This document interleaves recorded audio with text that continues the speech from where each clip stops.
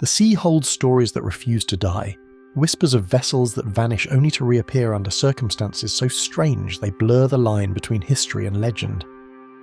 Among these tales, one ship stands apart, a merchant vessel said to have drifted for decades with its entire crew preserved in icy stillness, as if time itself had paused on board.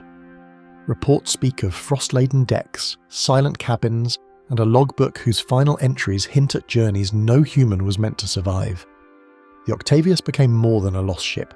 It became a ghostly testament to ambition, miscalculation, and the unforgiving power of the Arctic. Step aboard this expedition into frozen waters where navigation charts falter, and the ice conceals secrets older than any living memory.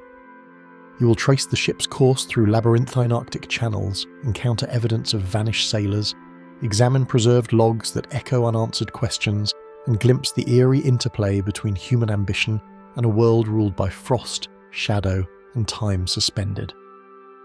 Each turn of the vessel, each shifting flow, reveals a fragment of a story at once historic, unsettling, and utterly enigmatic. A ship that should never have been found. Late in the autumn of 1775, a whaling vessel moving cautiously through the cold waters north of the Atlantic spotted something strange on the distant horizon. The lookout squinted, trying to make sense of a shape that did not belong to the familiar patterns of ice or floating debris. The men exchanged uneasy glances, aware that the Arctic in late autumn was a place where even the most seasoned sailors tread carefully. The ship seemed to float unnaturally, its dark hull contrasting sharply with the shimmering whites and greys of the sea and sky. Something about the ship's stillness was immediately unsettling, a quiet that suggested neither wind nor life had touched it for a long time.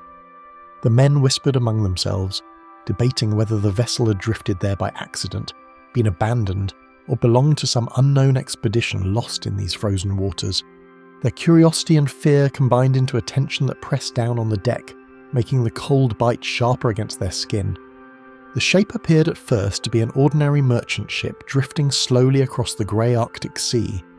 Its lines were those of a typical trading vessel, a design familiar to anyone who had travelled the northern routes. Yet there was an oddity in its movement, or rather, its lack thereof. The whalers noted that no sails were raised, no figures could be seen moving across the deck, and no signals flared in the grey distance. In a world accustomed to sudden storms and shifting ice, the ship's calm seemed impossible, as if frozen in time. It drifted not with purpose, but as if the sea itself carried it, abandoned yet unbroken. Some of the sailors exchanged glances filled with unease, each imagining the countless dangers that could have silenced an entire crew so suddenly. The idea of a vessel moving without guidance left an imprint of unease that clung to them as they adjusted their approach. Through the spyglasses, the whalers noticed that the vessel seemed strangely intact despite the harsh conditions surrounding it.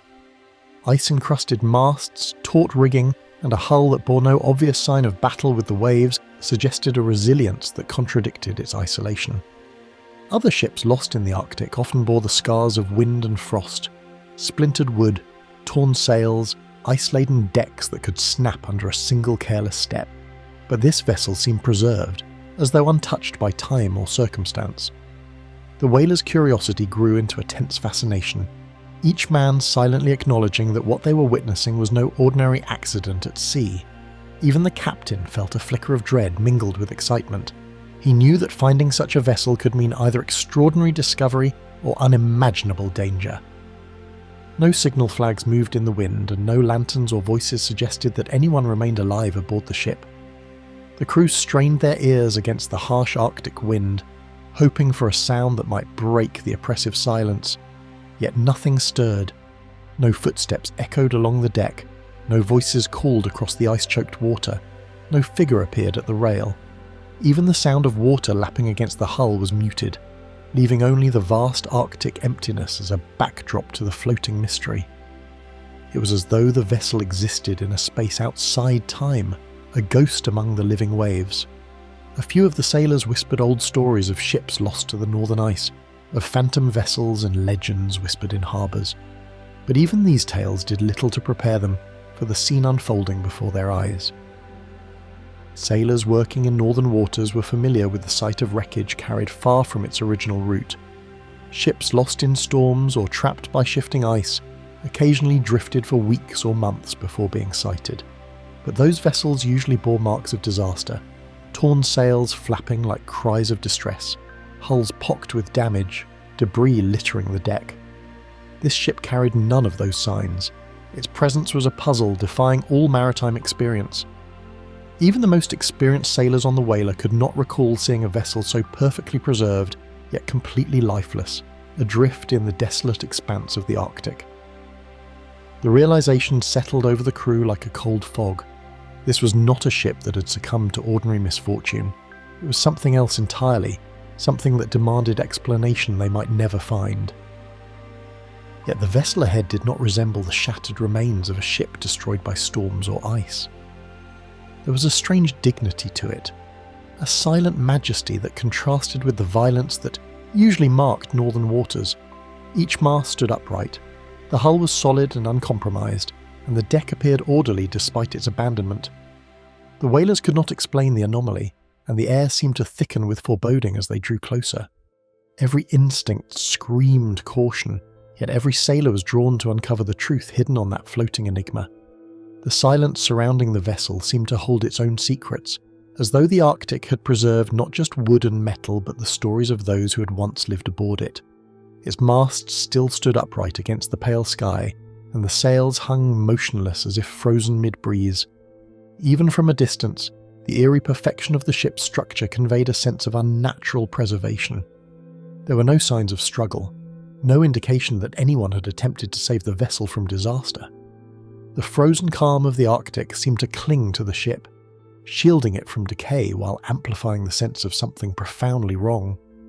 Approaching closer felt like stepping into a scene suspended between life and death, a tableau the whalers could not yet interpret. The thought struck some of them that this might be the very vessel spoken of in hushed harbour legends, a ship that drifted with its crew lost to time and ice. Ice drifted lazily across the sea as the whalers manoeuvred their ship closer to the silent craft. The floating fields of white made navigation treacherous, forcing careful adjustments of the rudder and sails. Each inch forward heightened the tension, as if the frozen waters themselves were guardians of the ship's secret. The air was bitter and sharp, biting through layers of clothing, and every man felt the strange weight of anticipation. What would they find aboard a vessel untouched by time yet abandoned in the most unforgiving waters on the planet? Shadows danced across the deck in the weak Arctic light, as though the ship were already observing them, testing the intruder's courage before revealing its secrets. The Arctic ice pressed against the hull of their own ship as the whalers adjusted their course, each movement measured and deliberate to avoid being crushed by the shifting flows. Cold sprays stung their faces, and every gust of wind carried a silence that felt alive, as if the frozen sea itself were observing their approach. Shadows from jagged icebergs stretched across the water, momentarily concealing the ghostly vessel, and then revealing it again in an unsettling dance. The men's breaths came in visible puffs, and their eyes darted between the path ahead and the dark silhouette that seemed almost to drift with intent. For a fleeting moment, a sense of dread mixed with awe, as if they were witnessing a scene that existed outside ordinary time, a vessel suspended in a liminal space where the natural and the unnatural collided. Even the ship's captain, experienced in Arctic navigation, felt a flicker of hesitation, his instincts warning that some mysteries were better left untouched. Yet the mystery of the drifting craft compelled them onward, each sailor silently acknowledging that they were on the brink of uncovering something extraordinary and perhaps profoundly disturbing. Curiosity soon overcame caution, and a small boarding party prepared to investigate the drifting ship. Ropes were thrown, ladders extended, and careful steps were taken to ensure safe passage onto the deck. The whalers exchanged silent nods, their faces taut with the mixture of fear and fascination that accompanies the unknown. Each knew that entering the ghostly vessel could reveal wonders or horrors, but retreat was impossible. Human curiosity had already anchored them to the mystery. The Arctic cold gnawed at their hands and feet, but none dared consider turning back. Each step on the unfamiliar deck echoed in their minds as a warning, a subtle insistence that some mysteries may be more dangerous than anticipated. The moment their boots touched the deck, the sailors realised something was profoundly wrong. The air seemed heavier, as if the ship itself held its breath. Every creak of the wood sounded amplified. Every shadow seemed alive with stories untold. Personal belongings lay scattered but untouched, and the smell of decay or life was absent, leaving only the sterile scent of the Arctic and wood. Each step echoed unnaturally, reminding them that this vessel was simultaneously familiar and utterly alien, a paradox floating in an unforgiving sea. The sensation of stepping into a frozen moment of history unsettled even the most pragmatic among them. No footsteps echoed from below, and no voices answered their cautious calls. The sailors shouted, strained their voices across the empty corridors, and listened for even the smallest response. Nothing stirred, not a whisper, not a hint of life. The silence seemed alive, pressing against them with the weight of years or decades, and they could feel a subtle chill that went beyond the Arctic cold. The ship was waiting, it seemed, for no one and everyone all at once. Even as logic told them the crew must have perished long ago, the tableau of the ship suggested otherwise, frozen in a moment neither alive nor entirely gone. Inside the cabins and corridors, an unnatural stillness clung to every corner of the ship. Dust, frost, or perhaps the passage of time itself seemed suspended in mid-air.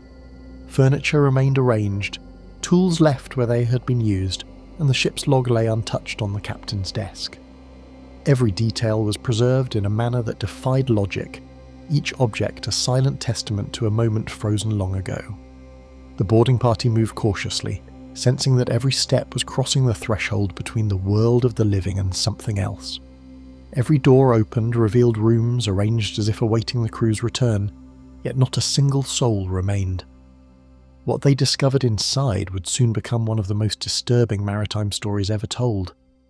The cabins, decks, and storage areas appeared empty of life, yet signs suggested that those aboard had left suddenly, or had been overcome by something they could not escape.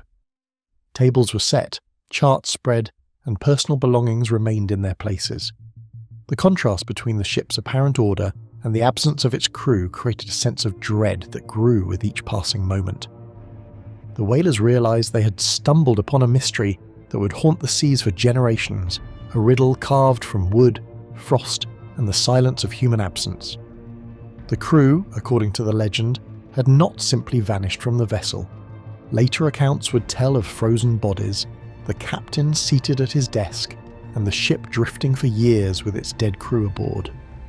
None of these claims could be immediately verified, yet the boarding sailors could not dismiss the story entirely. The Arctic itself seemed to amplify the strangeness of the scene, lending credence to the legend's more macabre details. Every item, every shadow, whispered of lives interrupted, frozen mid-motion, and a secret the ocean refused to release. The whalers could feel an invisible weight, a presence born from decades of stories, isolation, and ice. Instead, they were said to remain exactly where they had died, frozen by the merciless Arctic cold. The legend held that time itself had preserved them, leaving an enduring image of human life halted in the relentless expanse of the north. Even the most skeptical sailor felt the weight of that story pressing onto his mind, as if the Arctic cold had reached beyond the deck to touch each soul aboard the whaler.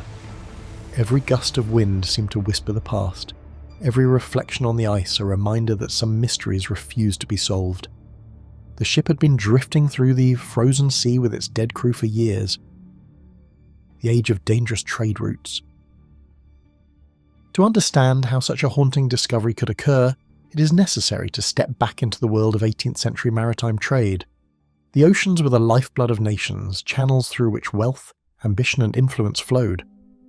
Every voyage carried risks that could alter lives in an instant, from sudden storms to unseen shoals. Captains and crews were bound by duty, survival, and the pursuit of profit, yet they ventured into waters that few had charted. The Arctic in particular was a realm of whispered legends, where ice and cold claimed vessels as easily as storms or human error. Each expedition balanced ambition against peril, and every decision carried consequences that could echo for decades, shaping trade and maritime lore alike. The oceans of the 18th century were vast, unpredictable, and full of hazards that could destroy a ship without warning. Maps were incomplete, and navigation relied on the position of the sun, stars, and the skill of the helmsman. Currents shifted without notice, icebergs drifted silently into a ship's path, and sudden gales could overturn even the sturdiest vessel. Sea spray froze instantly on rigging in sub-zero temperatures, weighing down sails and threatening to tear them. Merchant ships often travelled in convoys for safety, but the isolation of northern routes made such protection impossible. Captains had to anticipate the unforeseen, calculating risk while leading crews into environments that were as beautiful as they were deadly. In this context, the line between daring exploration and disaster was razor thin, and only the most resilient survived the journey. Merchant vessels connected distant continents, carrying goods, letters, and travellers between Europe, Asia, and the Americas. Spices, silk, tea, and porcelain travelled thousands of miles over treacherous waters, their value immense and their delivery uncertain. Alongside commerce came the exchange of information, ideas, and occasionally disease, each voyage intertwining distant cultures and economies. Ships became microcosms of society, where hierarchy, discipline, and cooperation determined survival. Any delay or disaster reverberated far beyond the vessel itself, affecting merchants, investors, and governments. Sailors maintained the rigging in exhausting shifts, measured cargo carefully to prevent imbalance, and relied on routine drills to stay ready for emergencies.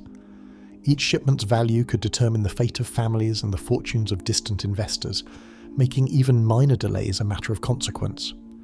In this delicate balance, the oceans demanded respect and vigilance, and even seasoned captains felt the weight of responsibility pressing down with every wave and gust of wind. These journeys were often long, dangerous, and filled with uncertainty, testing the endurance of sailors and captains alike. Weeks turned into months, and the monotony of the sea was punctuated by moments of terror. Storms that lashed decks, ice that threatened to crush hulls, and sickness that swept through tightly packed crews. Whales, seabirds, and distant icebergs were sometimes the only signs of life for days. Morale could falter, mutiny could arise, and the constant threat of death or misfortune hung over every decision. Even minor miscalculations in navigation or rationing could cascade into catastrophe.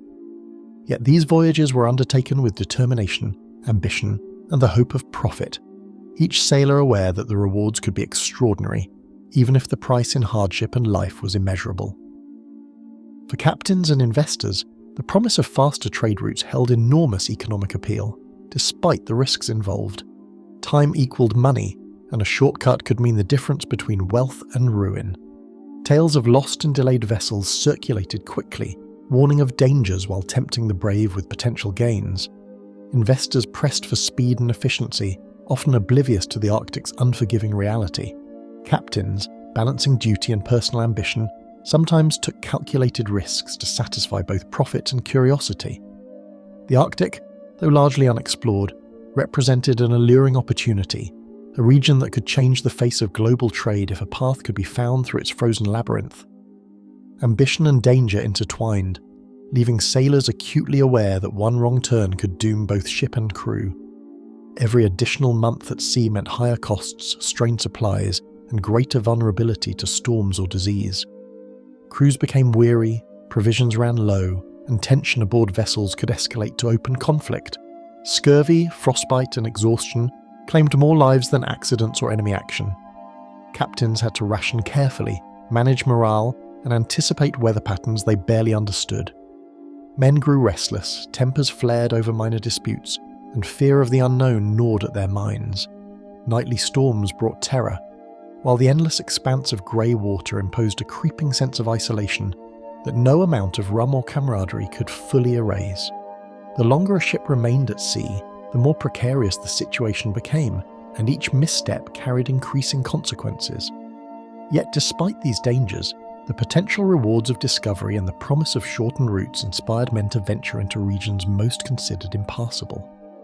As global trade expanded, explorers began searching for shortcuts that could dramatically reduce travel time and cost. Northern passages, hidden channels, and speculative straits promised routes that might connect the Atlantic and Pacific Oceans directly. Maps were tentative, built from fragments of prior voyages, and local knowledge was scarce. Crews pored over journals, dissected sketches, and debated possible routes, aware that every decision could prove fatal. Explorers relied on observation, experience, and sometimes sheer intuition to navigate these unknown waters. Reports of shifting ice, treacherous currents, and sudden storms were warnings, but ambition often outweighed caution. The dream of a shortcut became an obsession, pursued with determination and fraught with danger, setting the stage for the very expeditions that would encounter ghostly vessels drifting silently across icy seas. One particular route captured the imagination of navigators and merchants alike, a northern passage that promised direct access between oceans.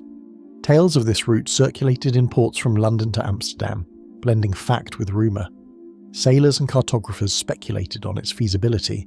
Some were convinced it could be navigated with skill, while others warned it was an impossibility.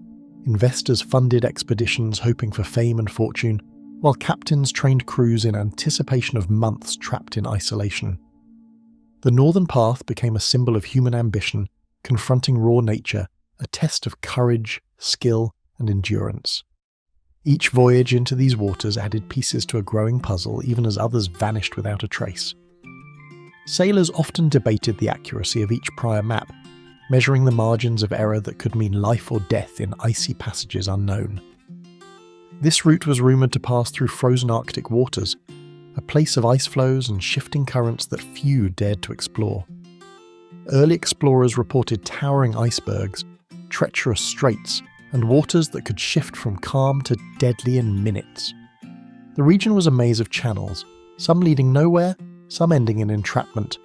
Knowledge was scarce, and every expedition added to the patchwork of information, sometimes clarifying routes, sometimes deepening the mystery. The ice itself seemed alive, responding to tides, wind, and temperature, and few captains returned unscathed. Occasional sightings of polar bears or walruses offered rare reminders of life in the frozen wilderness, yet these encounters were fleeting, overshadowed by the omnipresent threat of drifting ice that could tear a ship apart or trap it for months, leaving men at the mercy of hunger and frost. If successful, it could revolutionize global trade, connecting the Atlantic and Pacific without the long detour around South America. Ships would save months at sea, cargo could reach markets faster, and nations would gain a strategic advantage. Yet the obstacles were immense. Treacherous ice, extreme cold, and isolation made survival uncertain. Captains prepared meticulously, reinforcing hulls, stocking provisions, and selecting crews for endurance and resilience. Charts were consulted repeatedly, and every observation was noted. Each mile travelled through the Arctic's frozen labyrinth was a confrontation with uncertainty, and the human spirit was tested at every turn, sometimes to its breaking point. Small incidents such as frozen sails or broken rigging could escalate into catastrophic failures, a reminder that the line between survival and disaster was invisible and unforgiving.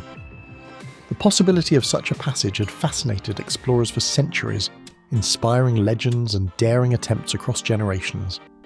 Journals, maps, and oral accounts documented failed voyages and miraculous returns, blending practical navigation with tales bordering on myth. Reports spoke of ships frozen in ice, crews struggling to survive, and vessels that reappeared decades later, abandoned yet preserved. Each expedition added to the mythology of northern exploration, a mixture of fact, rumour, and imagination. Sailors, merchants, and investors alike followed every account, learning from successes, fearing the failures, and imagining the ghostly consequences of icebound voyages left to drift in frozen silence. Even minor discoveries, like a hidden channel or a sheltered bay, were celebrated for their potential to save lives and preserve cargo. Yet every attempt to navigate these icy waters carried terrifying dangers, from crushing ice to sudden storms that could obliterate a ship. Even slight misjudgments could lead to disaster. Ice could shift in moments, trapping a vessel, while sudden blizzards reduced visibility to nothing. Decks froze solid under layers of ice, rigging snapped under weight and lifeboats became useless. Hypothermia, frostbite, and isolation compounded the threat. Crews described the deafening roar of shifting ice, the horrifying groan of hulls under pressure, and nights when the cold seeped into bones despite layered clothing. Even simple tasks became perilous, and morale frayed under the constant reminder that the Arctic could destroy without warning. Ships that ventured too far north often became trapped for months, their crews facing frostbite, starvation and despair. Provisions ran low, morale dwindled, and even the strongest sailors succumbed to the Arctic's relentless pressure. Some crews were forced to winter amid drifting ice, improvising shelters and rationing food with meticulous care. The isolation was absolute. No human help could reach them. Survival depended on skill, discipline, and a measure of luck. Captains improvised, making decisions that could mean life or death. Even minor incidents, broken masts, spoiled provisions, or ice-damaged hulls could trigger cascading crises, leaving crews to endure months of harsh silence and uncertainty. Snowstorms blanketed the decks, obscuring all landmarks, while the glare of endless ice made navigation a constant struggle against disorientation and exhaustion. Even experienced crews could quickly find themselves isolated in a hostile environment where survival was uncertain. The most knowledgeable sailors found themselves at the mercy of shifting ice, hidden shoals, and weather patterns they could not predict. Communication with the outside world was impossible, and each decision carried consequences that could mean life or death. Success was fragile, survival tenuous, and the line between legend and reality blurred. The Arctic was as unforgiving as it was beautiful, a place where knowledge accumulated slowly and errors were brutally punished, reinforcing the region's reputation as the ultimate maritime trial. Every day spent trap-tested physical endurance, mental resilience, and the bonds of human cooperation. Even the simple act of chopping ice to drink could become a battle against frostbite and exhaustion. Despite these risks, the dream of discovering a northern shortcut refused to disappear, pushing men into the Arctic again and again. Tales of vanished ships and ghostly sightings did little to deter the ambitious. Each voyage added fragments of knowledge, charts, and stories that inspired the next generation. The lure of fame, fortune, and discovery motivated crews to endure hardships previously thought insurmountable. Ships became more than vessels. They were instruments of ambition, bravery, and occasionally folly. The northern passages became stages upon which human courage collided with the raw power of nature, a theatre where both heroism and tragedy unfolded amid the frozen silence. Icebergs creaked and groaned in the night, as if echoing the struggles of men trapped within this frozen theatre. Some captains would eventually risk everything to find it. These voyages laid the groundwork for the legends that would follow, including stories of ships drifting through ice-laden seas, abandoned but preserved, haunting the oceans for decades. Every attempt reinforced the mythology of the Arctic, a place where ambition, desperation, and survival intertwined, setting the stage for ghostly encounters that would captivate sailors and storytellers alike for generations. Observers in distant ports would whisper of vessels sighted far from any known route, their sails tattered, their decks silent, carrying only the echoes of crews long vanished. Maps and logs returned from partial expeditions hinted at passages that might exist yet were forever shrouded in ice and mystery.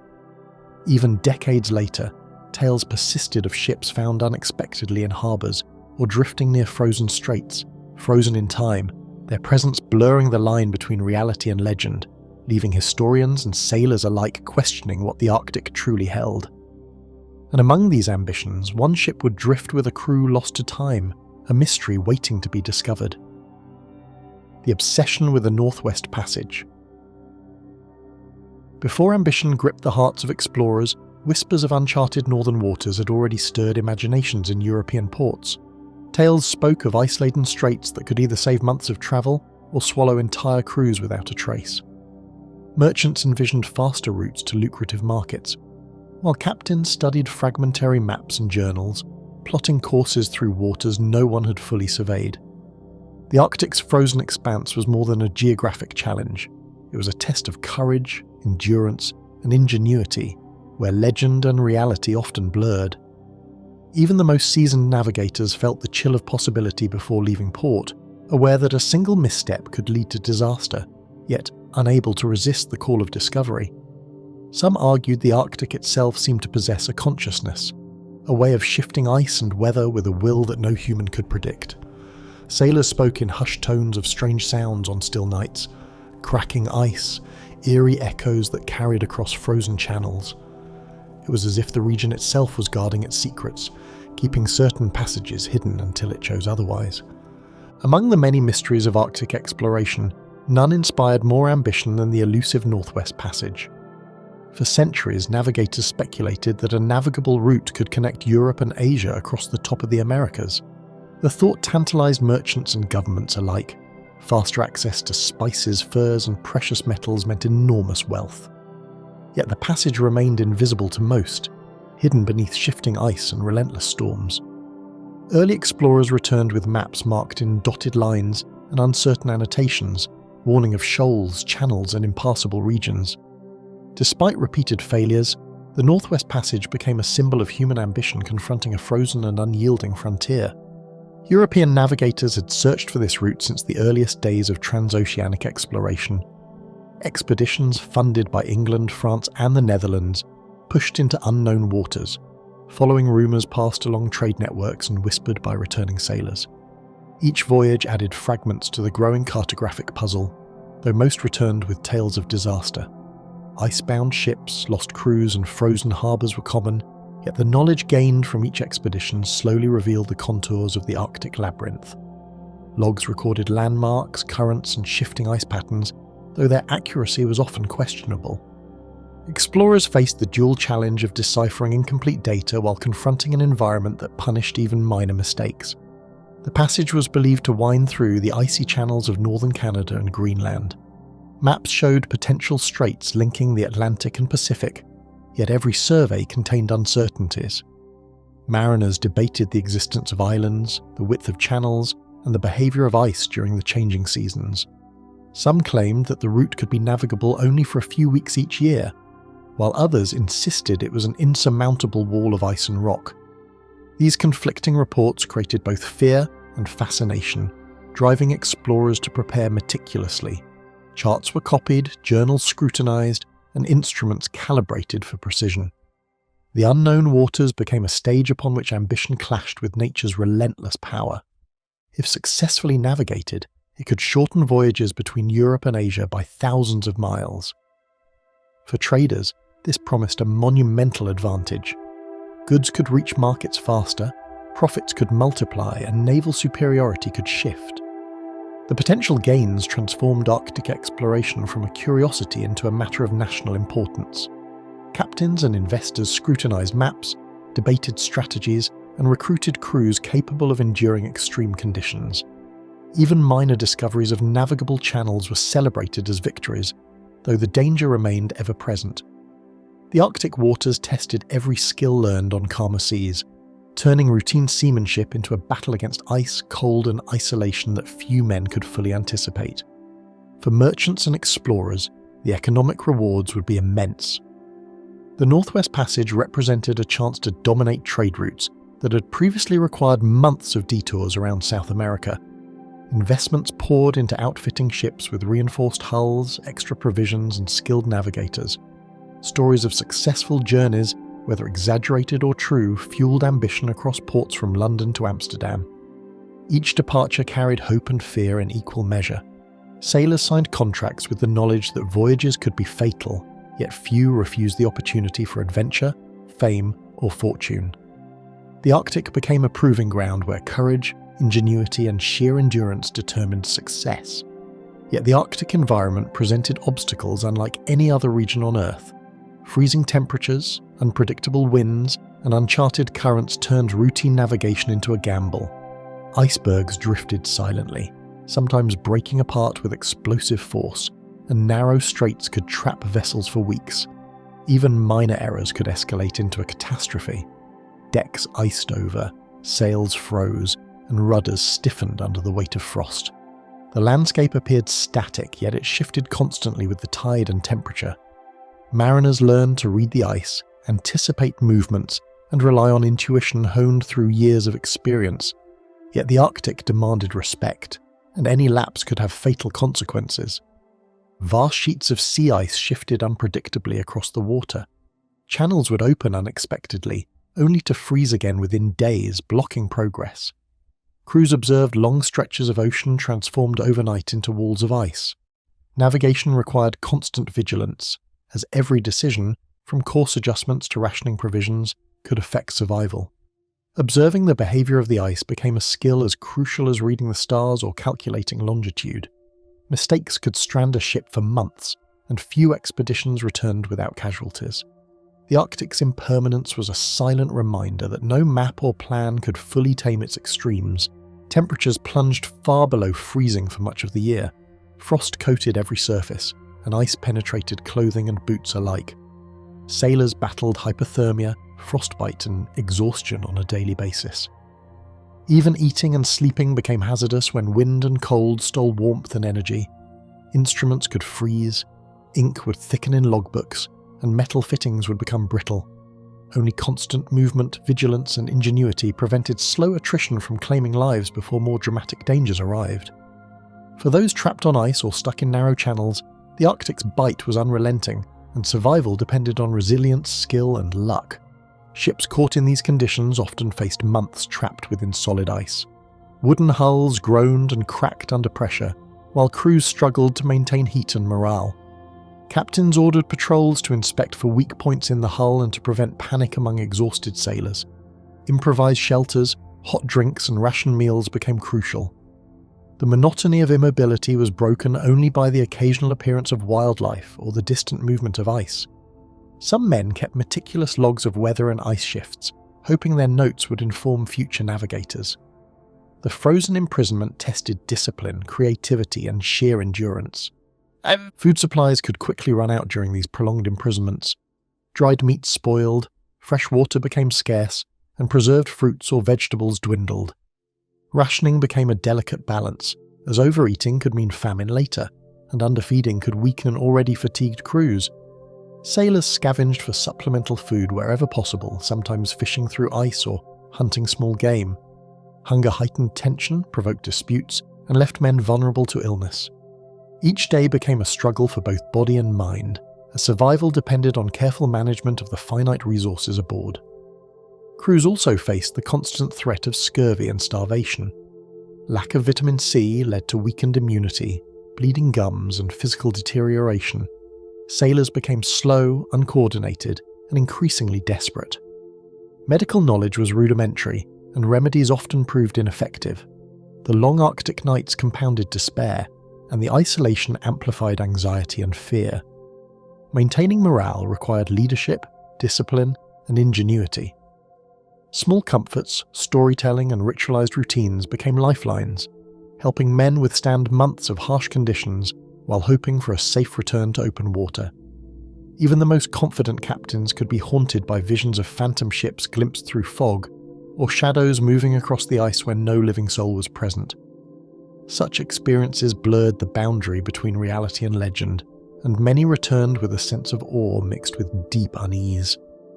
Many expeditions vanished without leaving any trace behind. Ice claimed ships silently, swallowing them beneath frozen seas. Journals were left incomplete, and messages in bottles sometimes floated aimlessly, never reaching human eyes. Communities in Europe heard of lost crews only through rumour and fragmented letters. The absence of survivors lent the Northwest Passage an air of mystery and danger that became central to maritime lore. Each disappearance fueled legends, inspiring both caution and obsession among future explorers, who wondered whether a ship lost decades earlier might still be adrift somewhere in the Arctic expanse. Despite these grim outcomes, new attempts continued decade after decade. Reports of vanished vessels did little to quell ambition. If anything, they increased fascination. The hope of being the first to conquer the Arctic route spurred governments, investors, and captains to take risks. Each expedition promised prestige, wealth, and the knowledge that few could claim. Preparations became more sophisticated over time. Hulls were reinforced, maps refined, and crews trained for endurance. Yet no matter the advancements, the Arctic remained an unpredictable adversary, capable of crushing even the most meticulously planned voyage. Even isolated sounds of cracking ice or glimpses of distant shadows could haunt returning sailors for years, suggesting that the Arctic held secrets no map could reveal. Each failed expedition only deepened the mystery surrounding the frozen route. Journals recounted unusual ice formations, strange sounds of cracking glaciers, and glimpses of wildlife never fully understood. Maps conflicted, leaving future captains uncertain of channels and currents. Legends of frozen ships, some said to carry intact crews long dead, spread among sailors in ports from London to Copenhagen. The Arctic seemed to conceal secrets deliberately, challenging the limits of human knowledge and imagination. With every disappearance, the Northwest Passage became more than a route. It became a proving ground where ambition, danger, and myth intertwined, and sailors wondered if some vessels might linger beyond mortal time. Somewhere within this unforgiving environment, legends claim one ship would vanish entirely.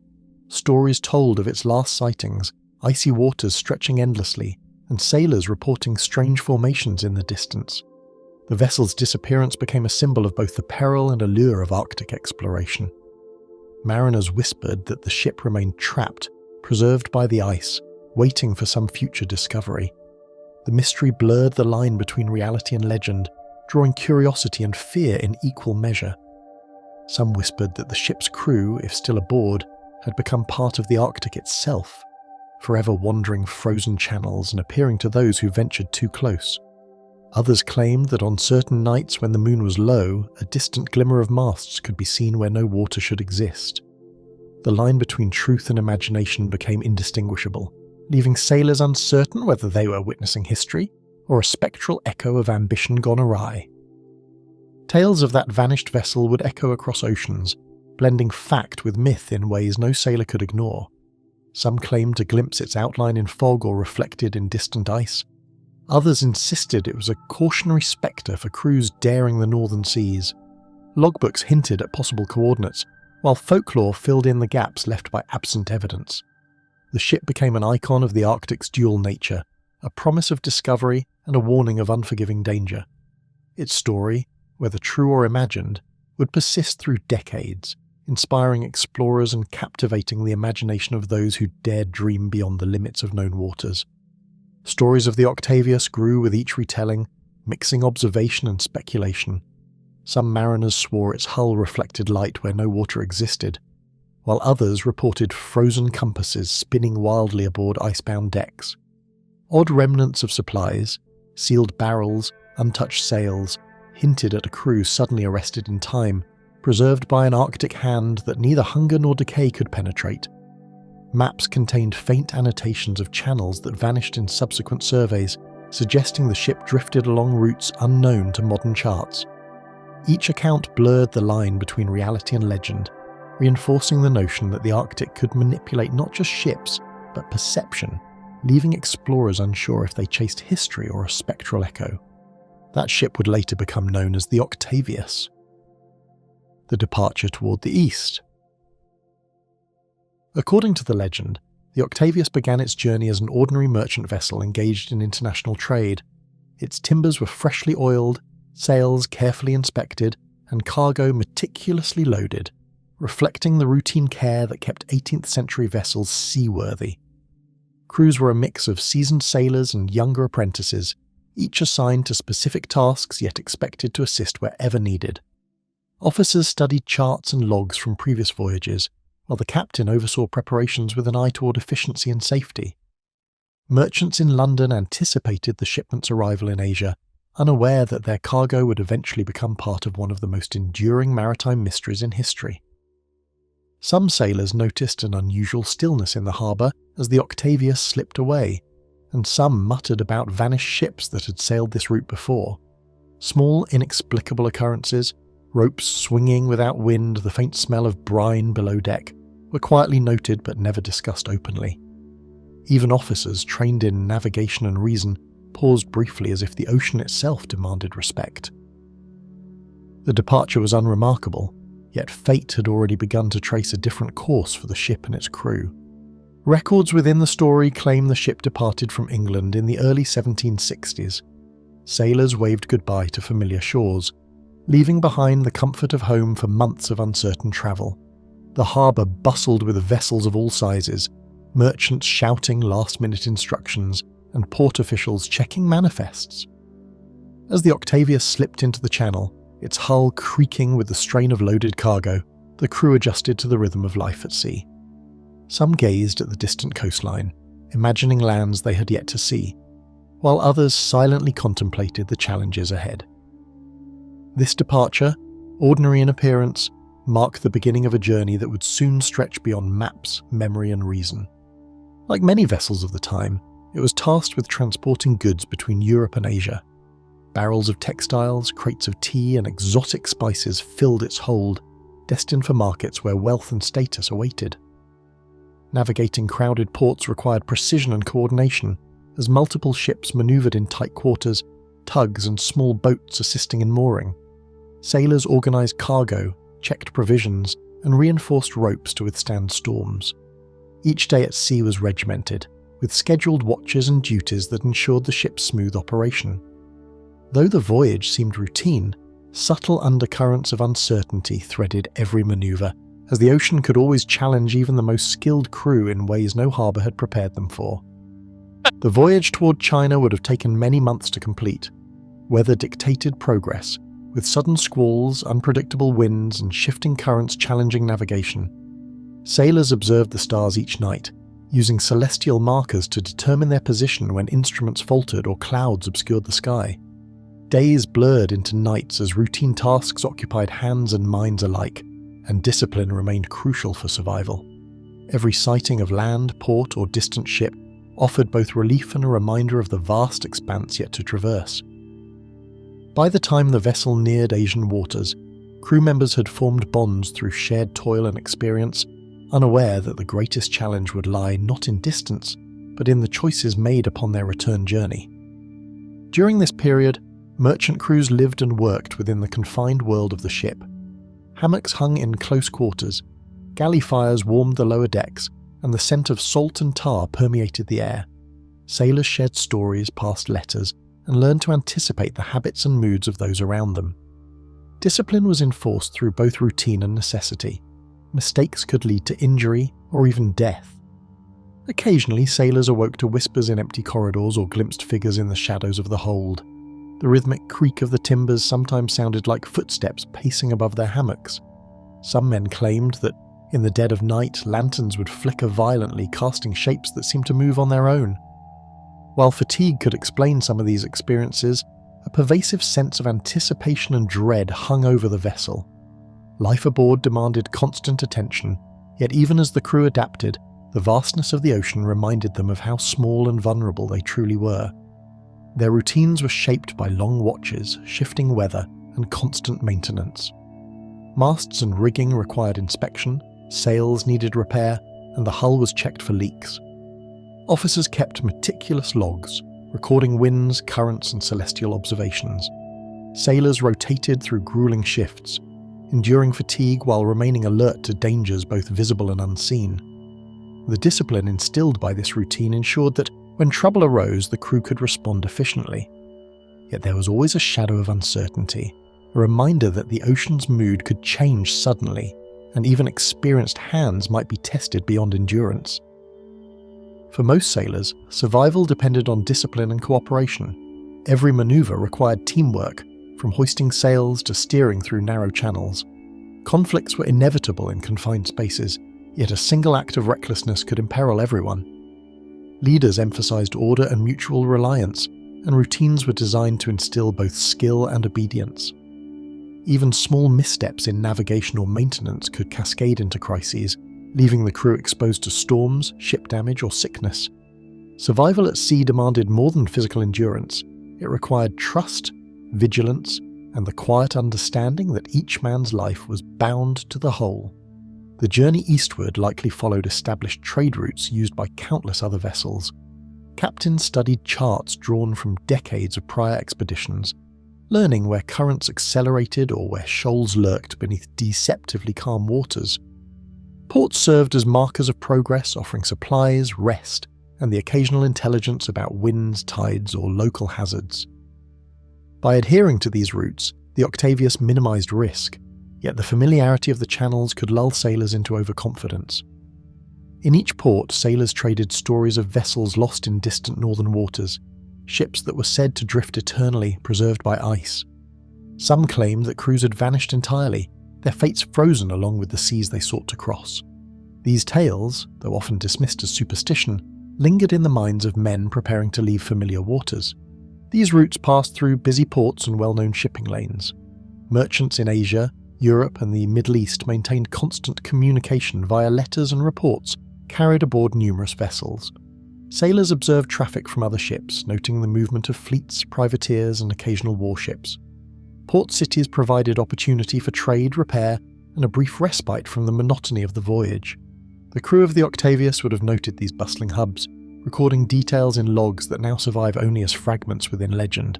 The familiarity of human presence contrasted sharply with the isolation that awaited them beyond the southern trade winds. Compared with the Arctic, such waters were relatively predictable. Storms could be forecasted with reasonable accuracy, and navigational markers were well documented. Ice was virtually non-existent, and routes were plied by generations of vessels whose successes and failures offered guidance. Yet, the predictable seas masked subtler dangers: sudden squalls, hidden reefs, and disease aboard densely packed ships. Mariners learned to respect both the known and the unknown, knowing that even routine voyages could turn perilous with a single miscalculation. Storms and illness still posed dangers, but experienced crews could usually manage them. High winds, battered rigging, and waves threatened to swamp smaller boats, while fevers and dysentery claimed occasional lives. Sailors relied on skill, remedies, and strict routines to mitigate the risks. Knowledge of wind patterns, tides, and seasonal changes helped captains plan courses to avoid the worst hazards. Even with careful preparation, the ocean demanded vigilance, and the constant presence of risk shaped the discipline, endurance, and character of those aboard. By the time the ship reached Asia, its voyage would already have been considered successful. Merchants received their cargo, and profits were counted in distant offices. Sailors walked foreign streets, experienced unfamiliar cultures, and replenished supplies for the return leg. Reports were sent home detailing both the efficiency and challenges of the journey. Within the crew, pride and relief mingled with subtle anxiety.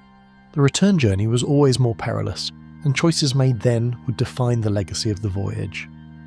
Yet the most dangerous decision in the legend had not yet been made. Historical records suggest that upon departing Asia, the captain considered a more direct route across northern waters, rather than the standard southern passage around Africa. This choice was controversial, as it carried both potential rewards and catastrophic risk. Murmurs of concern spread below decks as the captain announced the plan, with some men pressing their foreheads against the timbers as if seeking reassurance. Officers consulted maps marked with cryptic notes, sketches of jagged ice formations, and warnings from sailors who had glimpsed the northern seas. Men whispered about expeditions that had disappeared without a trace, wondering if they, too, would vanish. The choice to turn north carried the weight of both potential glory and unimaginable peril, and the Arctic's silent expanse seemed to watch them as they departed. At some point during the return journey, the captain reportedly chose a very different route home. Rather than following known channels, he turned toward unfamiliar northern seas, where charts were incomplete and ice might block progress. Preparations were hurried, provisions doubled, and the crew readied themselves for conditions they had never faced. The decision sparked a mixture of curiosity, fear, and quiet excitement among the men as they contemplated the possibility of pioneering a shortcut. Few could imagine the isolation, danger, and mystery that lay ahead, frozen in seas where the sun barely touched the horizon. Instead of following the long southern passage around Africa, he turned north. Winds grew colder, and days shortened as the ship pressed into higher latitudes. Icebergs appeared on the horizon, ominous and unpredictable. The crew's daily routines became tense with vigilance, as every sail adjustment or course correction carried higher stakes. Animals once familiar along southern routes disappeared entirely, leaving the men with only the wind, the ice, and their thoughts. The northern seas held both promise and threat, a place where fortune and disaster existed in fragile balance. Ice glimmered like glass under pale sunlight, and the sound of distant cracking echoed faintly across the water, unsettling even the hardiest sailors. Aurora lights danced with a spectral hue, reflecting on the ice as if the frozen waters themselves were alive. Unbeknownst to the crew, this choice would carry them into waters few sailors had ever dared to traverse, and fewer survived. Nights grew longer, storms fiercer, and the horizon seemed endless and unyielding. Whispers spread of phantom lights or distant shapes that could be ships, or shadows conjured by fatigue and fear. Each man became acutely aware of his fragility, the fragile vessel, and the relentless forces surrounding them. The Arctic waters waited patiently, indifferent to ambition, profit, or human will, as the Octavius pressed onward, leaving safety behind. The wind often carried untraceable sounds, as if the frozen seas themselves murmured secrets of ships that had vanished generations earlier, warning of dangers both physical and spectral. Shadows stretched across the decks at odd angles, and the creaking rigging often sounded like voices calling out from unseen corners of the ship, deepening the sense that something beyond the human realm had begun to stir. Approaching the northern edge of known waters, the crew grew uneasy at subtle anomalies on the Octavius. Ice appeared to shift against currents, forming corridors where none should exist, while distant fog sometimes revealed fleeting silhouettes that vanished upon closer approach. Instruments occasionally malfunctioned inexplicably, compasses spinning without reason, and sextants struggled under a strange refracted light. Some sailors whispered of phantom voices echoing across the decks, indistinguishable from the wind, and shadows that lingered longer than natural laws allowed. The captain kept careful watch, yet even he could not fully rationalize these phenomena. It was as if the Arctic itself was testing the ship, bending reality to gauge human resolve before delivering its full, frozen challenge. The ship was now heading toward the frozen waters of the Arctic. A decision that changed the voyage. As the Octavius pressed deeper into the Arctic expanse, the sun hung low on the horizon, casting the ice in a pale, unearthly glow. The frozen sea stretched endlessly, broken only by towering icebergs and shifting flows that seemed to form a labyrinth with no exit. Mist rose from the frigid waters in curling plumes, drifting across the deck in shapes that seemed almost alive. Ice hummed faintly, a sound like distant voices carried across miles of open sea, and the ship groaned as it pushed against the slow-moving flows, each creak resonating like a warning. Sailors scanned the horizon nervously, their eyes reflecting both the beauty and menace of the landscape, aware that every step forward could bring them closer to disaster. The ice reflected the dim sunlight in 1,000 tiny shards, each glinting like a fleeting eye observing their progress. Occasionally a distant creak or crack echoed across the frozen water, sounding almost like whispered words that could not be understood, yet seemed full of warning.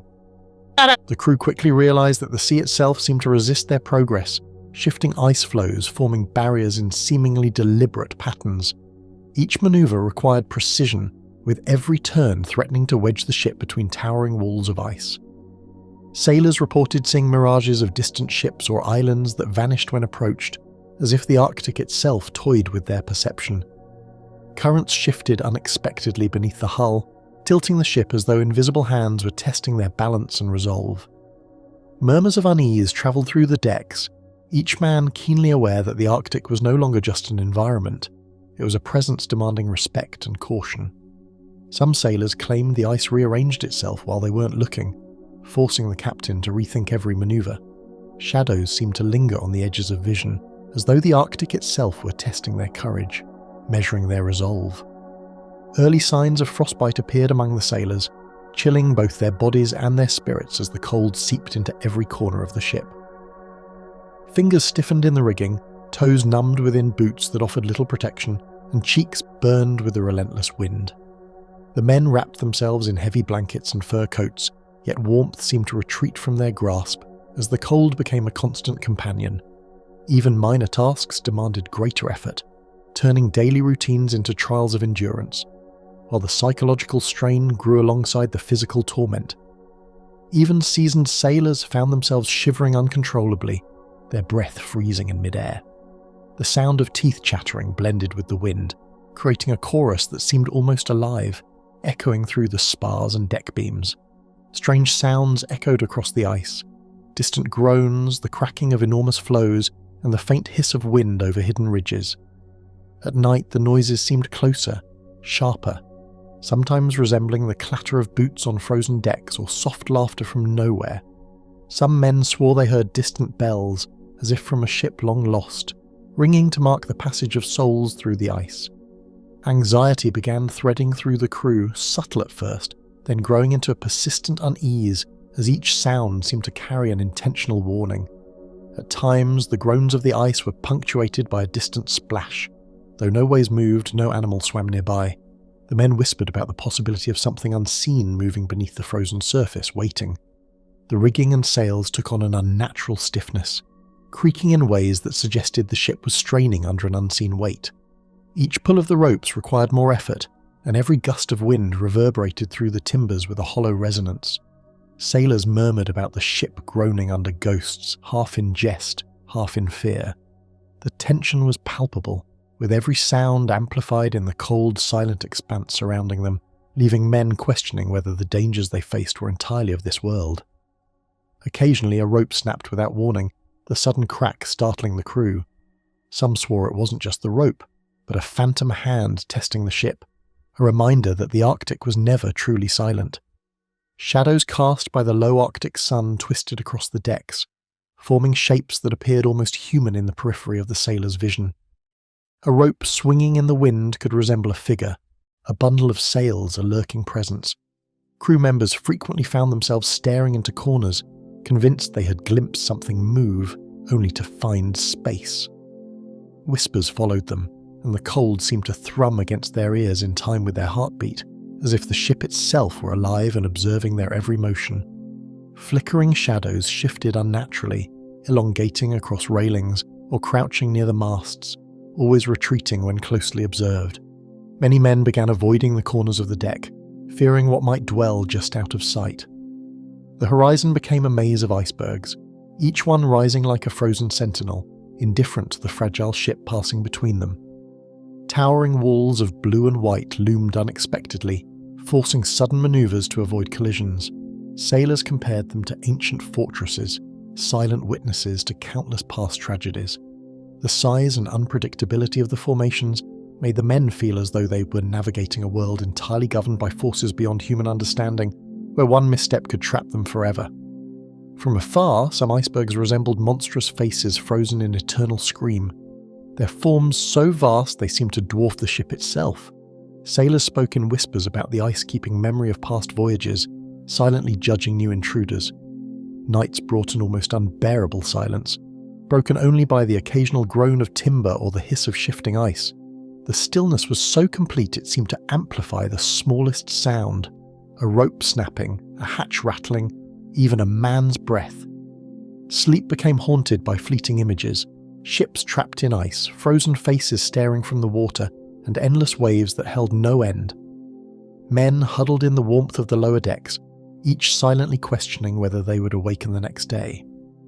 Dreams brought no solace, visions of spectral ships adrift, long-lost sailors frozen mid-step, haunted their waking and sleeping hours alike. Even seasoned sailors whispered of visions at the edge of perception, figures moving in the mist or lights flickering where no source existed. Some claimed to see men in tattered uniforms, walking across the ice or leaning over distant railings, their faces obscured by frost. Others thought they heard commands shouted from empty decks, or the scraping of rigging that could belong to no living crew. The line between imagination and reality blurred, and fear spread like frost, slow but relentless. Some reported hearing faint voices calling names that were not their own, or seeing distant lights vanish when approached. Every step felt like trespassing in a space not meant for the living, where time itself might pause and wait.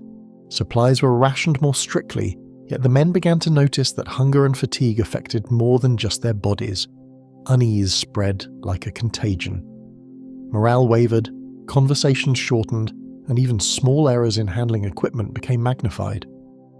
Some sailors spoke of shadows in the ice, or fleeting glimpses of pale faces staring from distant floes. Whether imagined or real, these experiences intensified the feeling that the Arctic was not merely empty, it was watching, silently cataloguing each man's movements and intentions.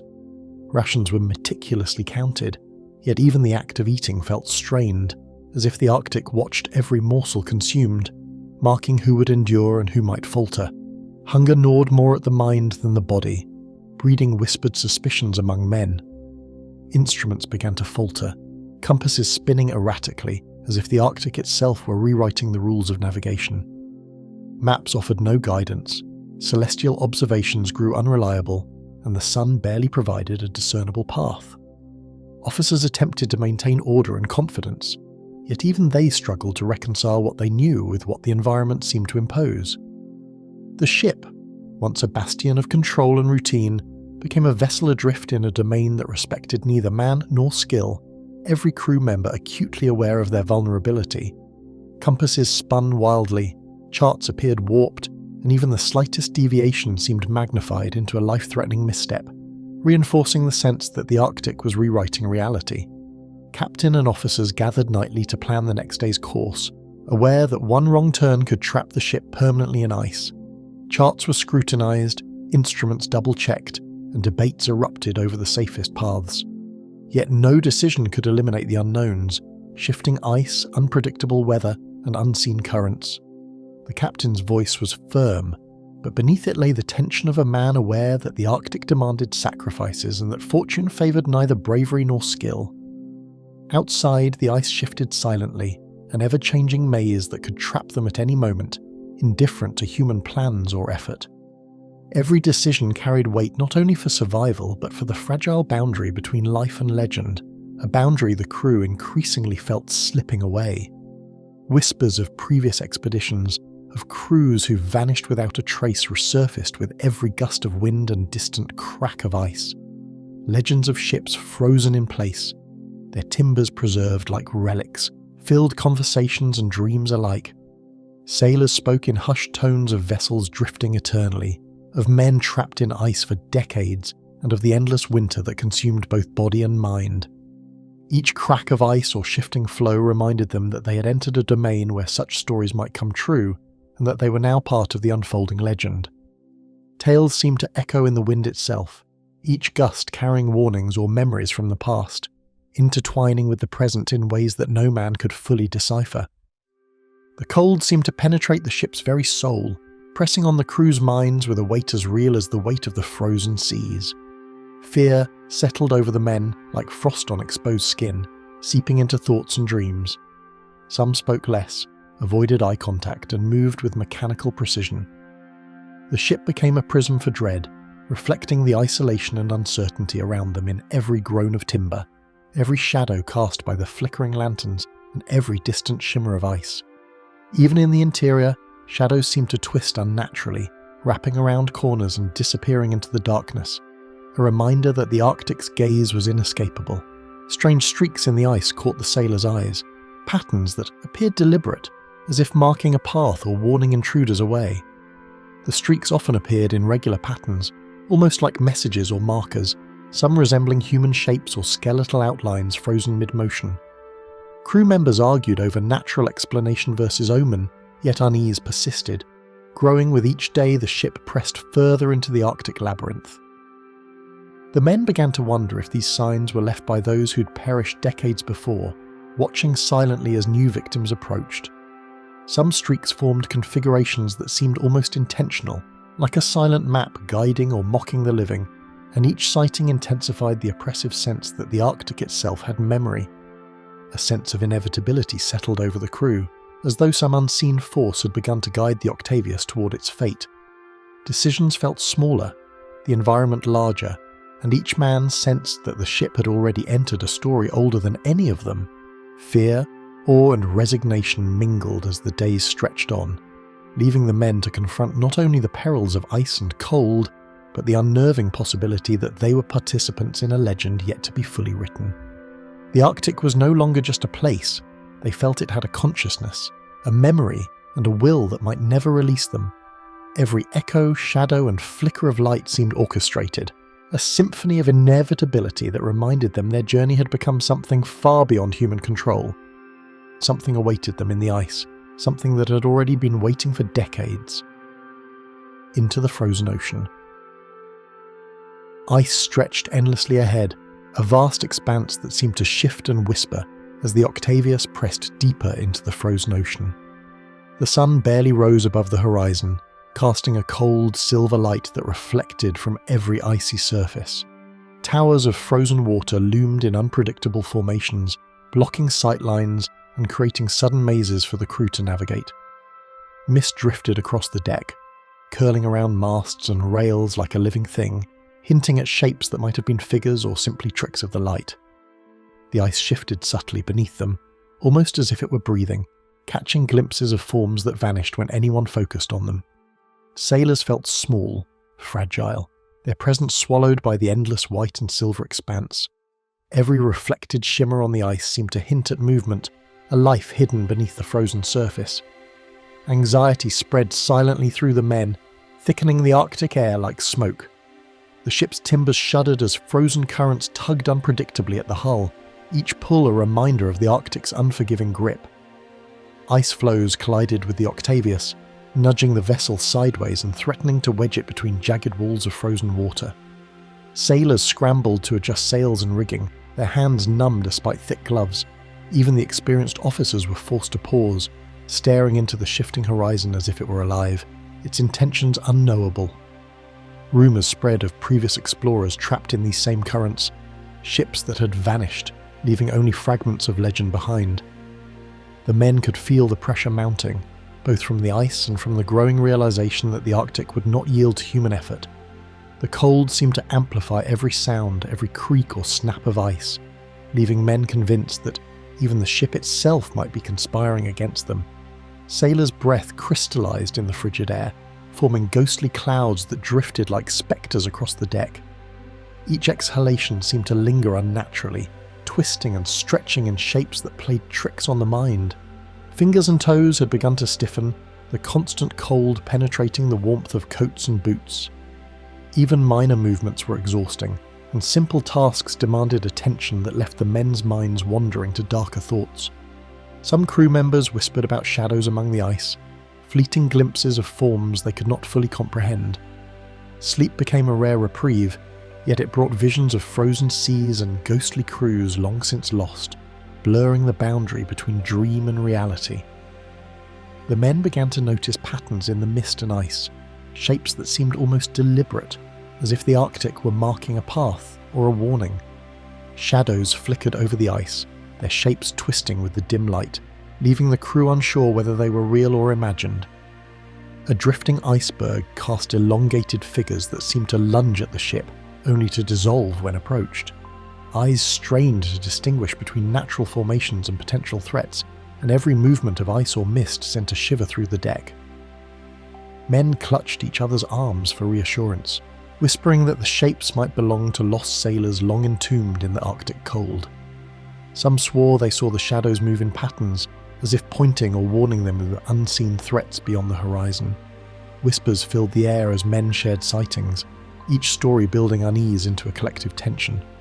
The ship's timbers echoed faintly in response, groaning almost in acknowledgement, as if aware of the crew's growing fear. Every turn of the ship revealed a new maze of jagged flows, as though the ocean itself were rearranging to test their skill. The Octavius pressed cautiously, navigating corridors of ice that narrowed unexpectedly, threatening to trap them at any moment. Currents shifted beneath the hull, subtle but insistent, making each decision feel like a gamble with fate. Even the officers relied on instinct, charting courses that sometimes led to dead ends or sudden obstructions.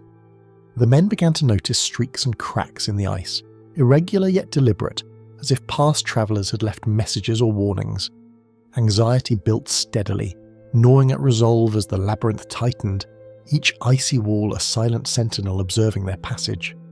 Strange echoes travelled across the ice, some faint, others sharp, resembling distant voices carried by the wind. The sounds teased the mind, leaving sailors questioning whether they were hearing the natural groans of frozen water or something older, something alive in the Arctic vastness.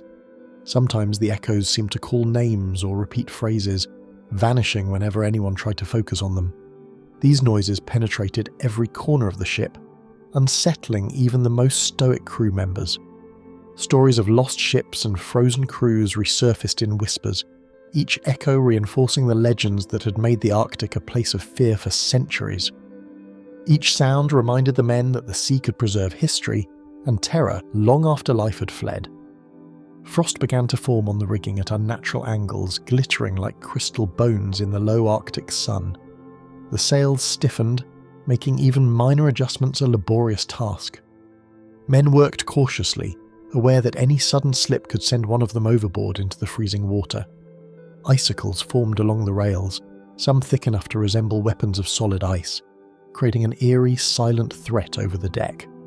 Shadows cast by the rigging shifted with the frozen wind, giving the impression of figures moving just beyond perception. Each frozen rope and sail seemed to vibrate with anticipation, as though the Arctic were watching the crew's every move. The horizon seemed to stretch impossibly, melting perception into a haze where sky and ice became indistinguishable. Distant icebergs loomed like monoliths, their tops vanishing into mist. Crews began measuring distance in time rather than miles, calculating the hours it would take to reach the next visible formation. The Arctic sun barely provided orientation, and celestial navigation was unreliable, leaving officers grasping for any recognizable sign. Time itself seemed distorted, with day and night blending into a continuous pale grey haze. Sailors felt their minds fraying under the monotony and the constant oppressive cold, unsure if they had been sailing for hours or days without pause. Even the boldest sailors spoke less, their eyes scanning the horizon constantly for anomalies or threats, some real, some imagined. Reports of fleeting movements across distant floes spread quickly among the men, heightening unease with every whispered description. Shadows sometimes seemed to detach from ice formations, moving independently or vanishing when approached. Observers swore they saw figures in tattered uniforms, walking or crouching on the frozen water, as if frozen mid-activity for decades. Others claimed to hear footsteps on decks above or behind them, though no one was there. Crew members whispered that perhaps the Arctic itself had a memory of all who had entered it, replaying echoes of human presence long gone. Suspicion grew quietly, gnawing at trust between men as the Octavius drifted deeper into this frozen stage. The captain stood at the prow, scanning for safe passage, his silhouette dwarfed by the immense walls of ice around him. Every choice felt weighted with consequences that might last beyond their lifetimes. He consulted officers and charts, yet each calculation felt futile against the immensity of frozen wilderness. The Arctic demanded respect, and it was clear that even the most skilled navigator could be humbled by its deceptive stillness. Rumours of ships frozen for decades haunted every decision, and whispers of lost crews reinforced the chilling lesson that survival was never guaranteed. He felt the weight of history pressing down on him, as though he and his men were participants in a story centuries in the making. Icebergs loomed like sentinels, their jagged peaks catching the light in shapes that suggested frozen faces staring silently. Crew members avoided direct glances, yet the forms demanded attention, as though silently watching, judging or warning. The men whispered of eyes embedded in the ice, unblinking and endless, recalling tales of sailors who vanished without a trace. Each iceberg seemed unique, a sculpture of menace and history combined. Every maneuver was a negotiation with an environment that seemed sentient, capable of punishing mistakes with instant finality. Even simple tasks like climbing, rigging, or adjusting sails became fraught with tension, each action observed by forces beyond comprehension. The groaning of the ship's hull echoed alongside the creaking of nearby ice, forming a soundscape that seemed almost deliberate. Timber strained, pulleys squeaked, and the entire vessel vibrated in rhythm with the frozen currents. Some sailors suggested that the ship itself was alive, carrying the weight of all who'd traversed these waters before. Every noise was amplified by the Arctic silence, leaving men unsure whether danger lurked in sound, shadow, or both.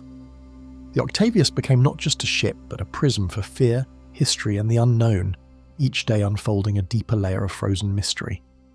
Morale faltered as provisions ran low, and the endless cold pressed against body and mind alike, each day stretching into an eternity. Hunger and fatigue began to affect judgment, making each decision heavier. Whispers grew louder, suspicions more frequent, and paranoia became a constant companion. Even men of the sturdiest constitution began imagining voices on the ice, phantom footsteps crunching in the distance, or flickers of light where no source existed. Each man wondered if the Arctic was testing their sanity, leaving them to question what was real and what was conjured by exhaustion and fear. Compasses spun erratically, and celestial navigation offered no solace, leaving officers to rely on intuition in a realm governed by chaos. Stars flickered through the haze of Arctic clouds, then disappeared entirely behind shifting mists. Charts seemed warped, as if the map itself were bending to accommodate forces unseen. Men whispered about magnetic anomalies, legends of previous ships lost to the polar north, and instruments that had betrayed even the most seasoned officers. Each day seemed to erase certainty, leaving the crew dependent on instinct, experience, and a stubborn will to continue. Whispers of long-lost expeditions resurfaced in hushed conversations, each man recalling tales of ships frozen for decades, crews preserved as warnings. Stories of vanished sailors and drifting vessels became more than legend. They became cautionary templates, a mirror for what might await the Octavius. Every groan of ice seemed to echo these past failures, embedding fear deeper into minds already frayed by cold and exhaustion. Rumours of spectral figures and frozen faces haunted dreams, and men began to watch the ice more than each other, anticipating what might appear next. Every glance reminded them that the ocean could preserve not just ships, but stories and souls. A sense of inevitability settled over the Octavius, as if the Arctic itself had already decided the ship's fate and merely awaited its arrival. Each turn of the vessel felt preordained, as though invisible hands guided them through a labyrinth they had no hope of escaping. Crew members spoke less, moved with a mechanical rhythm, and avoided eye contact, acknowledging that their autonomy was an illusion. Even the captain's firm voice could not mask the creeping certainty that they were participants in something far larger than themselves, a story already in motion long before they had entered these frozen waters. Through the endless white, subtle patterns began to emerge in the ice, grooves, ridges, and formations that seemed almost intentional. Sailors swore that the shapes resembled frozen footprints, lines of tiny depressions, and jagged symbols that vanished when approached. Some thought these might be the echoes of lost crews, a silent record left behind for those daring enough to traverse the polar expanse. Compasses wavered near these formations, and even the sun's reflection played tricks, casting shadows that suggested motion where none existed.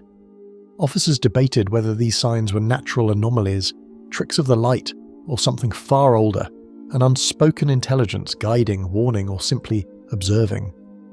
The Arctic's presence felt tangible, and each man sensed that the frozen ocean itself held memories the living were never meant to fully comprehend. The ice closed in around them, and the Octavius was no longer merely sailing, it was crossing into legend. The silence of the Arctic. A stillness unlike any they had encountered settled over the Octavius, pressing against the hull and muting every sound except the groan of timber. The men felt the weight of the Arctic pressing inward, as if the frozen sea were aware of their intrusion and demanding obedience. Even the wind seemed to hesitate, bending and curling around masts, leaving the ship in a suspended quiet that was almost unnatural. Lantern light flickered unnaturally against the icy walls, creating shapes that moved in impossible directions. Timbers groaned in ways that seemed almost deliberate, as if the ship itself were responding to unseen forces, warning the men of dangers just beyond the mist. Some sailors swore they could feel the vibration of the ice through the deck, a subtle rhythm that felt like the heartbeat of the frozen ocean itself. Shadows stretched across the deck from the low sun, making familiar features strange and menacing. Every breath of air carried the scent of ice and an almost imperceptible decay, as though the Arctic remembered the ghosts of vessels long lost. The crew noticed that the ice floes had begun to cluster unnaturally, forming walls and corridors that blocked familiar routes. Every passage they thought they could take was suddenly narrowed or completely sealed by towering ridges of solid ice. Officers consulted charts and recalculated routes, but the maps offered no help. Patterns in the ice seemed deliberate, almost mocking, as if an unseen intelligence were guiding the landscape. The men found themselves retracing steps, only to discover that the ice had shifted while they looked away. Anxiety became a living entity on the deck, curling around hands, boots and faces, gnawing at confidence with every frozen gust. The groaning of nearby floes echoed across the water, amplifying every sound and making the ship feel trapped within a colossal frozen cathedral. Even the Arctic's few survivors seemed absent, as if the ice itself had silenced life. Birds that usually skimmed above open leads were nowhere to be seen, their calls absent from the frozen horizon. Seals, which often basked on isolated floes or slipped silently into frigid waters, were completely missing, leaving only empty ice fields and unbroken snow. Occasionally the crew glimpsed distant polar bear tracks or faint prints of Arctic foxes, but these traces seemed abandoned, as if the creatures had fled long ago. The absence of life made the creaks and groans of the ship feel amplified, each sound bouncing off frozen surfaces and echoing like whispers of the dead. Even the ocean itself seemed muted. The usual rhythm of waves or the chatter of marine life was replaced with a profound, almost unnatural quiet. The men began to feel the Arctic as a presence, not just a setting, a realm that observed silently, indifferent to their existence and slowly imprinting a sense of dread on every mind aboard the Octavius. Mist rolled across the frozen expanse, obscuring even the closest icebergs, leaving sailors uncertain of distance, direction and safety. Shapes emerged and disappeared in the fog, impossible to interpret, and every movement seemed exaggerated, as if magnified by some unseen observer. Occasionally strange glimmers appeared in the haze, the faint outline of a ship's mast, an island, or a group of figures on the ice. Yet as the crew approached, the illusions would vanish, leaving nothing but cold water and jagged floes. These fleeting images twisted perception, making men doubt their eyes and whisper of ghosts that walked between worlds. The mist carried a faint hiss that resembled whispers, leaving the men on edge, questioning whether they were hearing the wind or voices long buried in the Arctic cold. A sense of disorientation crept over the men, as if the Arctic itself had shifted the boundaries of reality around them. Time felt suspended, with minutes stretching into hours and hours into a foggy continuum, where day and night merged into the same grey haze.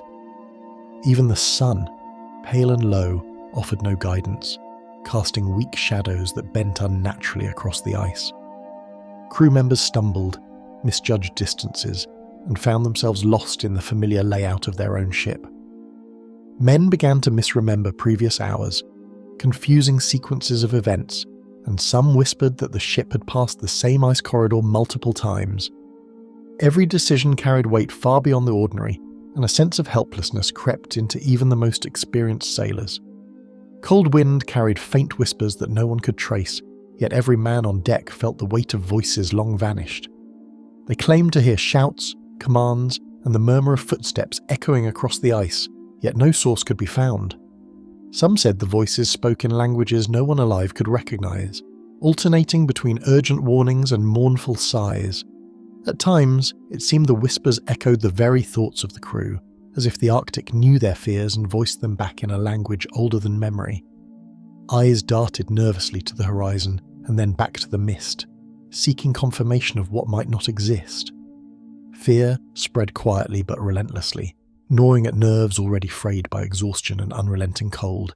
Shadows stretched and twisted in the pale light, making even the ship's own rigging appear alive and watching.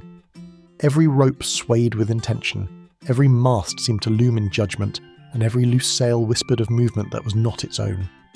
Crew members hesitated before each climb or maneuver, expecting a figure to emerge, yet finding only ice and timber.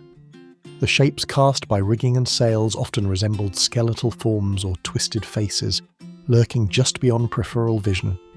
Whispers of previous expeditions that vanished in these same waters resurfaced with every flicker of shadow. The Arctic seemed to toy with perception, creating phantoms that dissolved when examined, leaving only questions behind. Officers consulted maps and compasses repeatedly, but instruments spun aimlessly, refusing to guide in the frozen maze. Even celestial navigation failed, the sun and stars betraying no reliable course. Charts became useless, and the men were forced to rely on instinct alone, which faltered under the weight of fear and isolation. Each attempt to measure distance or direction ended in uncertainty, as if the Arctic had hidden itself behind a veil that mocked human control. The captain's voice became a constant anchor, but even his certainty could not erase the growing doubt in every mind. Superstitions crept in, whispered warnings passed along from man to man like smouldering embers. The men's footsteps echoed across the deck as if amplified by invisible walls, each sound lingering unnaturally in the Arctic air. Silence returned immediately after, heavy and deliberate, pressing in on the crew until the absence of noise felt almost threatening. Conversations were whispered, Eyes scanned constantly for movement, and every creak of timber became a portent. Sleep offered no reprieve. Dreams were haunted by icebound ships, frozen faces, and endless horizons. Men huddled below deck, listening for sounds that might signify both danger and the presence of the vanished, feeling as though they were no longer merely sailors but intruders in a living, breathing, frozen world. Ice groaned and shifted beneath the hull, as though the sea itself were testing the ship's resolve. Currents pushed subtly but forcefully, tilting the vessel in ways that made men grasp at rails and rigging for balance. Every maneuver demanded precision, with failure potentially fatal.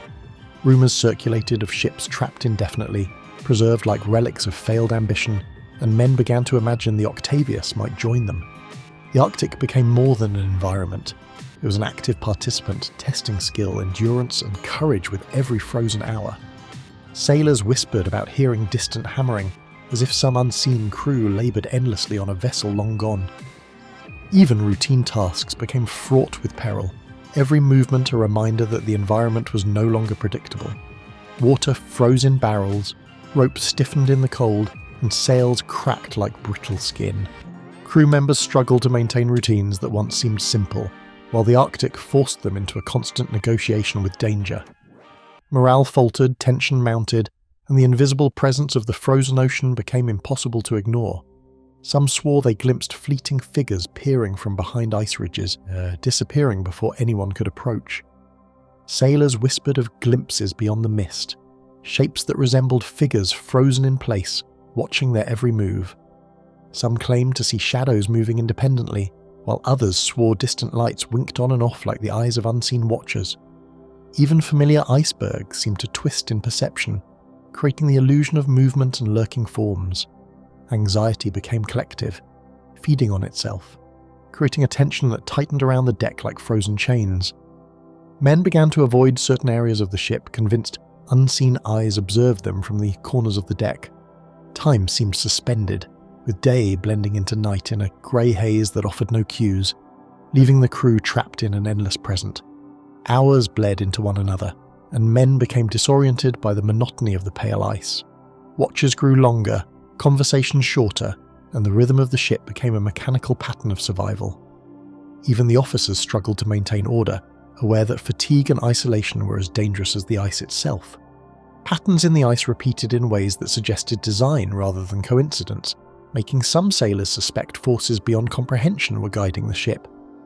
Hunger and fatigue began to gnaw at both body and mind, amplifying fear into a palpable presence among the men. Minor mistakes became dangerous, and shadows on the ice were interpreted as threats. Some sailors murmured of voices and footsteps, others claimed to have glimpsed long-dead men frozen in place. The Arctic seemed to communicate through absence and silence, a language no man could fully understand. Anxiety gnawed at every thought, threading together the supernatural tales of past expeditions with the reality of their own peril. Compasses spun erratically, and celestial navigation offered no solace, leaving officers to rely on instinct in a realm governed by chaos. Charts warped in perception, stars flickered and vanished behind drifting mist, and every decision felt weighted with the possibility of finality. The Arctic seemed alive, judging every turn and every movement, leaving even the captain in quiet fear. Some whispered that the magnetic north itself had become a trap, pulling vessels toward oblivion with invisible hands. Stories of previous expeditions lent a weight that was almost tangible aboard the Octavius. Journals from the early 1700s recounted ships trapped for months in ice, crews slowly succumbing to cold, hunger and despair, only to vanish without leaving a trace.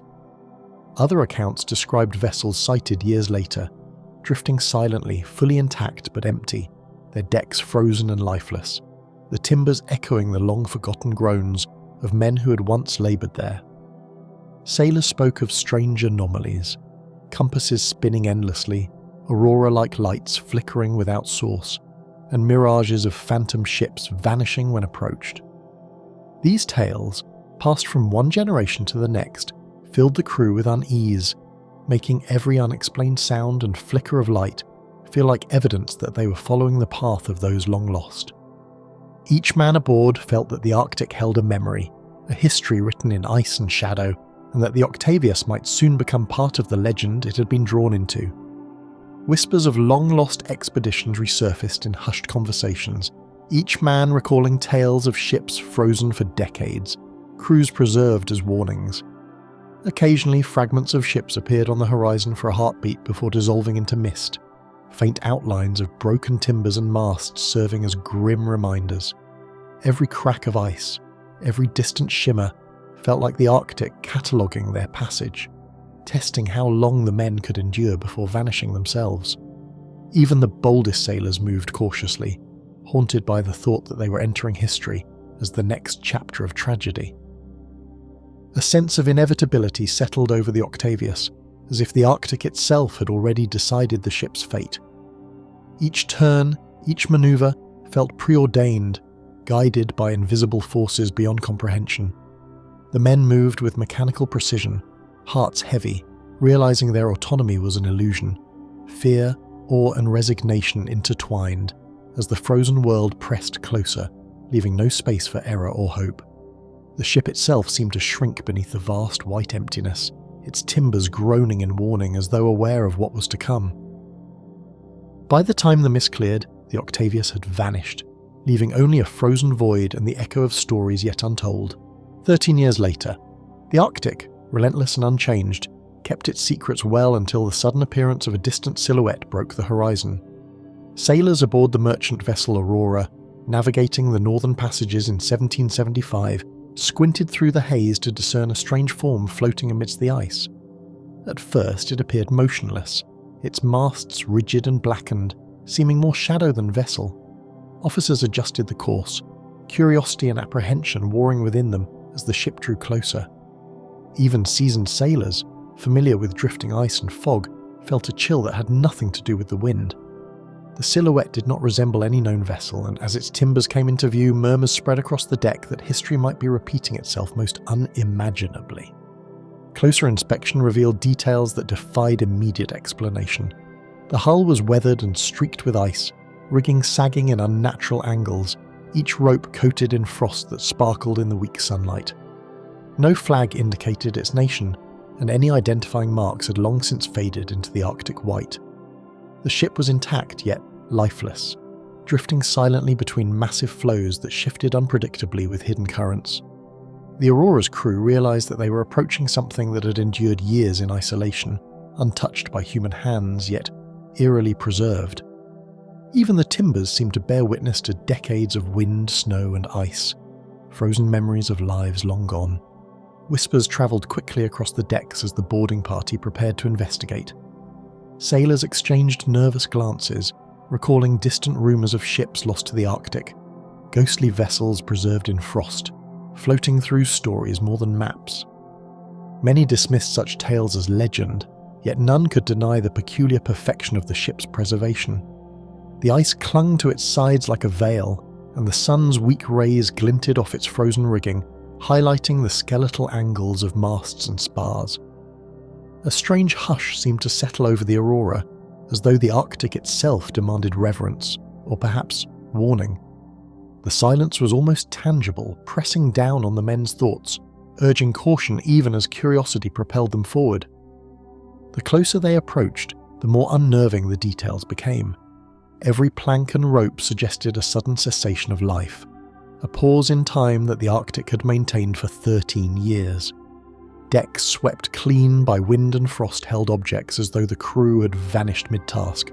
A coil of rope, a bucket tipped over, a hat resting carelessly on a railing. The lack of human presence contrasted sharply with the meticulous order preserved around them. Each creak of timber, amplified in the frozen stillness, sounded deliberate, like whispers or distant footsteps echoing from a time long past. The vessel's state defied expectation, leaving the boarding party unsettled by both wonder and fear. The ice fields nearby felt rich with history and meaning. Vast floes stretched in every direction, some jagged and towering, others smooth and deceptively fragile, revealing the Arctic's unpredictable temperament. Cracks ran like veins across the frozen sea, occasionally producing low groans or sudden cracks that sent tremors through the Aurora's hull. Small ice ridges trapped frozen remnants of previous voyages, wood fragments, abandoned equipment and scattered ropes, hinting at countless vessels swallowed by the expanse. Birds and seals, rare in these waters, observed silently from a distance, adding a sense of muted vigilance. The drifting ship existed not in isolation, but amid a frozen graveyard that whispered of the Arctic's merciless history. The first men to step aboard hesitated, sensing the weight of history pressing down with every frozen breath. Frost coated every surface, making the air sharp and biting, seeping into boots and gloves despite layers of clothing. Tools lay frozen where they had been last used, hammocks stiffened with ice, and ropes hung rigid as if suspended by invisible hands. Every sound seemed magnified in the silence, a clink of metal against metal, a shift of timbers, or the faint groan of the hull as it settled in the ice. The boarding party moved cautiously, aware that they were intruding upon a vessel where time itself had stopped, and each step could reveal something both fascinating and deeply unsettling. Beyond the decks, the Arctic itself seemed to exert a subtle but undeniable influence over perception. Mist clung to the frozen hull in twisting shapes, and shifting patches of snow created illusions of movement where none existed. Crew members reported seeing fleeting glimpses of figures darting between the masts or standing at impossible angles along the railings, only to vanish when approached. The faint light of the low sun refracted across the ice, throwing distorted shadows that resembled spectres frozen mid-action. Even the experienced sailors began to question their senses. Was the ship itself alive, projecting images of its lost crew, or had the relentless cold warped their minds? Small objects trembled with frost-induced contraction, giving the impression of subtle, deliberate motion. In that stillness, time itself seemed suspended, a reminder that the Arctic had preserved more than just the vessel. It had captured a fragment of history, both tangible and spectral. The air aboard the ship carried a peculiar silence, punctuated only by occasional groans of timber and the whisper of wind across the frozen rigging. Even mundane tasks became exercises in caution. A misplaced footstep could send a creak reverberating like a warning, and every shadow seemed laden with intent. In corners, frost had formed intricate patterns resembling human shapes or skeletal outlines, as though recording the presence of the vanished crew. Officers meticulously checked each cabin and storage hold, uncovering frozen journals and navigation charts that hinted at a final, desperate attempt to escape the ice. Yet no explanation emerged for the absence of life. Each discovery reinforced the notion that the Arctic preserved not only matter, but memory, embedding fear and fascination in the hearts of those who dared to intrude. The boarding party moved with reverent silence, acutely aware that they were walking through a space where past and present intersected in ways that defied logic, and that every moment aboard carried the weight of decades-long mystery. As they explored further, the story of the ship emerged in fragments frozen for decades. Cabins displayed personal belongings preserved mid-use, cups and utensils on tables, logs partially filled, and bedding stiffened with frost. Nothing indicated violence or struggle, yet there was no sign of the crew. The air smelled faintly of salt and damp wood, carrying the weight of years untouched. Every room, every corner seemed to whisper fragments of past life, creating the impression that the ship itself remembered the man who had vanished. The boarding party understood they were not merely observing a vessel, they were witnessing a living memory of the Arctic's power over time and human endeavour. Strange sounds made their presence felt despite the absence of life. The groan of timber, a subtle scrape of rope, or the faint hiss of wind across the frozen sails suggested movement that could not exist. Sailors claimed to hear voices, sometimes issuing commands or calling across the deck, yet no one was there. The mind struggled to reconcile these phenomena. Were they echoes from the past, or the Arctic playing tricks on perception? Anxiety threaded through the crew, making every shadow and shift in light feel intentional, a message or warning from forces beyond understanding. Each step across the frozen deck heightened their awareness of mortality and the unknown. The captain ordered meticulous inspection of the cabins, seeking clues to the ship's fate. Rooms revealed sudden abandonment, bedding stiff, belongings untouched, utensils frozen mid-meal. Charts indicated intended routes along familiar trading lanes, yet the vessel's current position lay deep within the Arctic, far from expected paths. Logs showed attempts to navigate shifting ice, but no entries explained the disappearance of the crew. The ship had endured years of isolation, and the men began to grasp the extent to which the Arctic could preserve both objects and stories. Every cabin reinforced the sense of being on a vessel that existed outside the normal flow of time. Even the galley spoke of frozen life interrupted. Pots and pans were left mid-use, while frost coated the hearth where fire had long vanished. The faint smell of salt and cold wood hung in the air, a reminder that life had once been present here.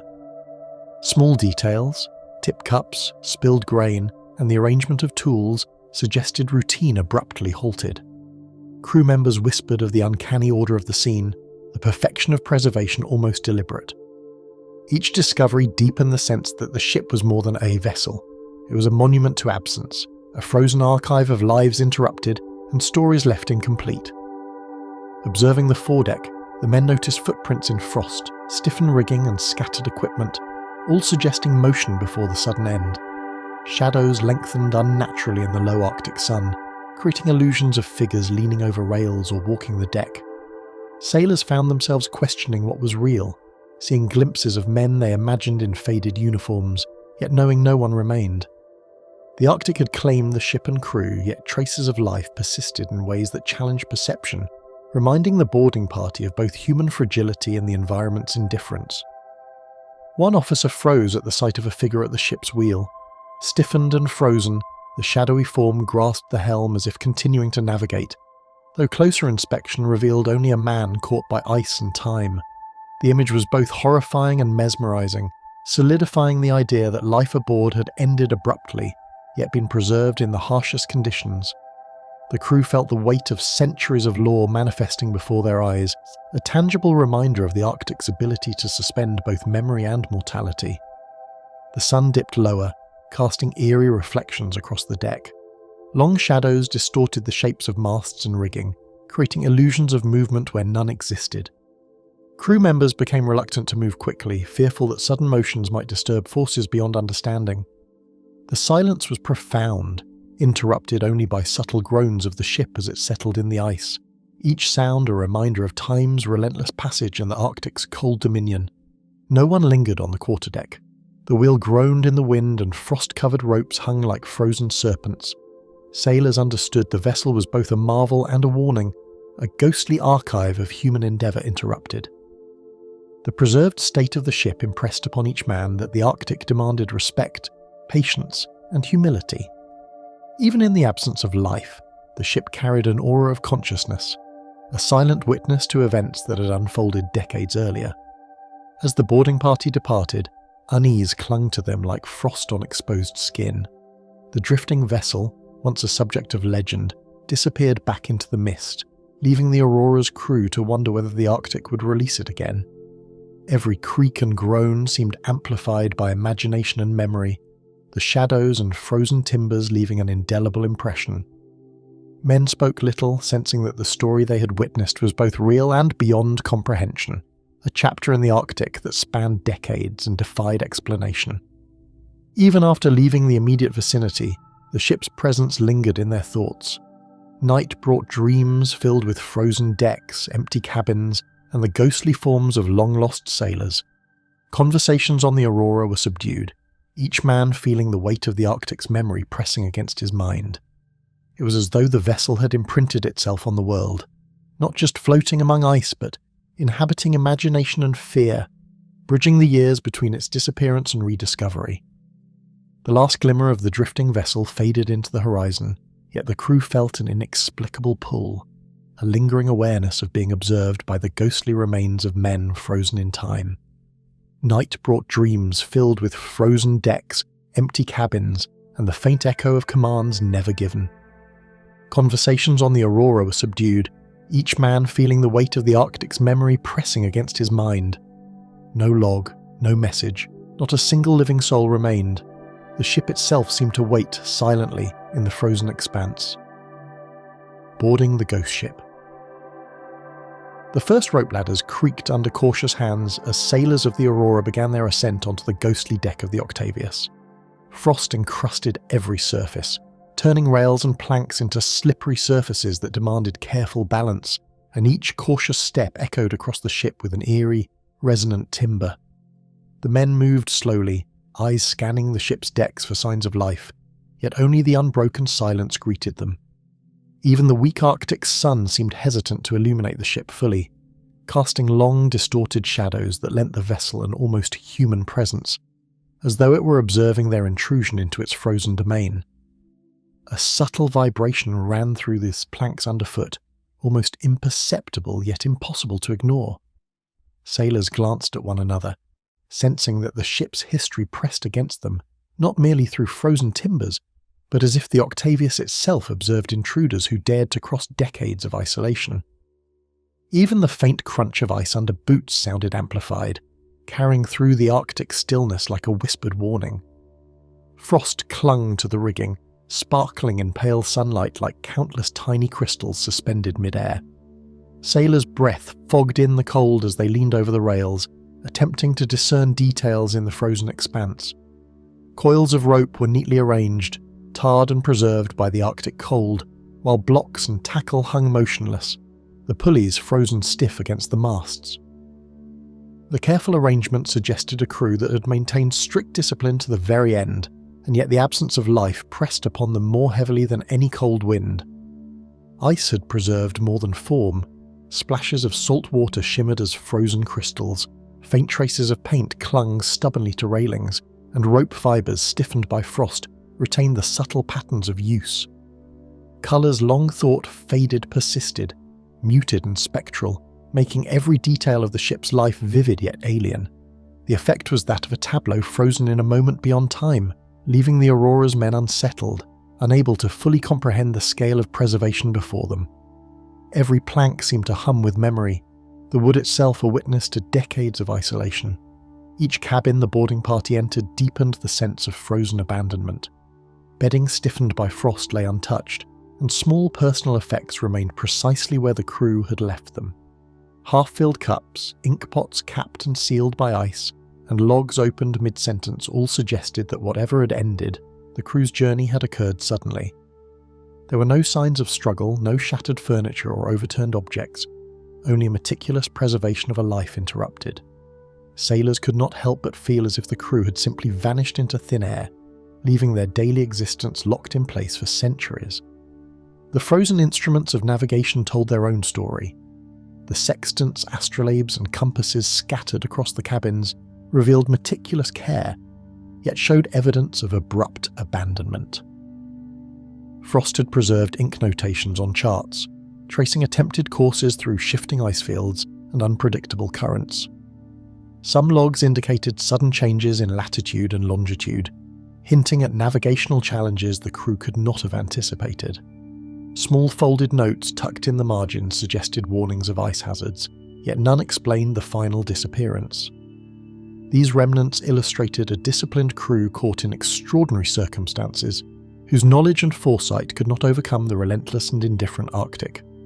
Shadows cast by the low Arctic sun contorted familiar shapes, turning ropes into phantom figures and coils of rope into crouching sailors frozen mid-motion. The illusion was so convincing that several crew members instinctively flinched, convinced they glimpsed movement in the periphery of their vision.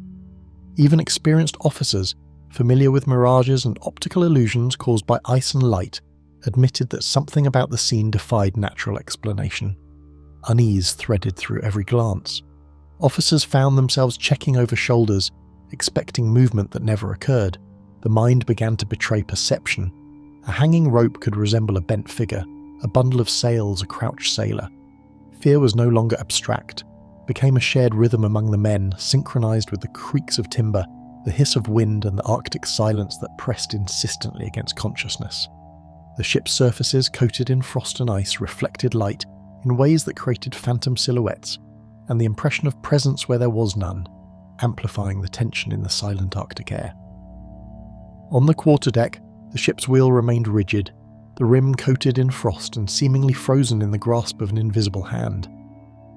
Sailors approached cautiously, noting that the surrounding planks bore impressions of footprints that were too crisp to be merely preserved by ice alone. The pattern suggested movement, deliberate and careful, halted mid-journey by an unknown force. Officers debated whether these impressions were natural formations caused by frost expansion or evidence of the crew's final movements, but the clarity and intention in the patterns left little doubt that something extraordinary had occurred. The Arctic had claimed more than lives, it had suspended them in a moment that refused to fade. The galley offered further glimpses into life abruptly interrupted. Pots and pans were left mid-use, frozen in place, while a thin layer of frost covered every surface, sealing the room in a cold and motionless memory. Sailors peered into cupboards and shelves, discovering that food stores remained untouched, flour sacks stiffened by ice, and wooden utensils suspended in awkward halted positions. No signs of rot or decay were evident, only a perfect preservation that made the absence of life all the more palpable. The galley, usually a place of warmth and activity, now conveyed the Arctic's dominance over every human routine. Cabins along the lower decks revealed the personal side of the frozen crew. Bunks were neatly arranged, hammocks stiff with frost, and clothes folded carefully as if the sailors had paused mid-action. Writing desks contained half-finished letters, logs halted mid-word, and ink pots preserved the evidence of thoughts abandoned for no discernible reason. Crew members moved from room to room in a reverent hush, recognizing that they were witnessing not merely a ship but a time capsule, an entire society trapped in ice, frozen with a precision that defied explanation. It was as if the Arctic itself had taken custody of the vessel and refused to release it. Sounds emerged from the silence, subtle and unnerving. The faint groan of timber settling, the hiss of wind threading through frozen rigging, and occasional snaps of ice beneath the deck all contributed to the sense that the ship was alive in a way the sailors could not fully comprehend.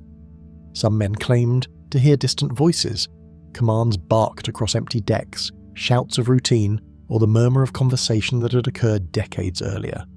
Others swore they saw fleeting movement in shadows, figures leaning over railings or walking across frozen decks, only to find the spaces empty upon closer inspection. Each sensation blurred the line between reality and imagination, further enhancing the Arctic's mystique. Even the ship's provisions hinted at a story frozen in time. Inside the cargo hold, frozen barrels of salted meat, preserved grains, and crates of trade goods lay untouched, their contents immaculate despite decades of exposure to Arctic conditions. Sea charts and cargo manifests revealed trade routes stretching across Europe and North America, highlighting the economic ambitions that had propelled the Octavius into perilous waters. Observing these supplies, sailors realized that the vessel had been fully provisioned for months, yet none of it had been used. This paradox emphasized the suddenness of the crew's disappearance and underscored the Arctic's role as both preserver and captor, locking human endeavor in a tableau that refused to fade. Attention turned to the captain's cabin, where charts, compasses, and logs held cryptic fragments of the ship's final voyage. Charts indicated attempts to navigate treacherous ice channels, while notes hinted at dwindling supplies and rising concern among the crew. Yet none provided answers to the disappearance. Compasses, long frozen in their holders, no longer pointed true north, leaving officers struggling to reconcile recorded navigation with current reality. The instruments, frozen and unyielding, became almost poetic relics. A sextant crusted with frost seemed ready for measurements never taken, while the logbooks hinted at decisions weighed carefully against impossible conditions. Every chart, compass, and note amplified the realization that the Arctic had interrupted not only their journey, but the flow of time itself.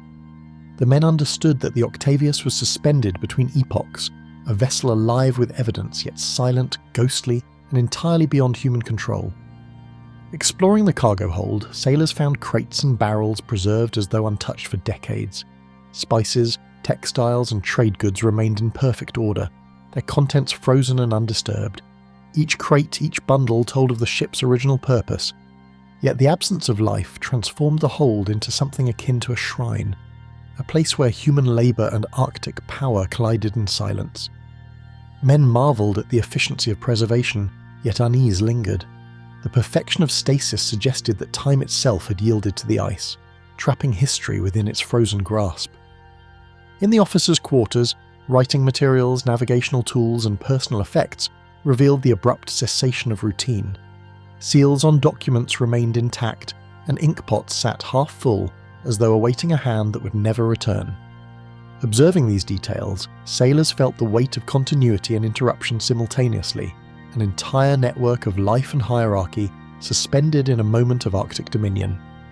It became clear that the ship was more than abandoned. It was a monument to absence, a preserved story of ambition, misfortune, and the relentlessness of frozen seas. The foredeck presented an even more unsettling tableau.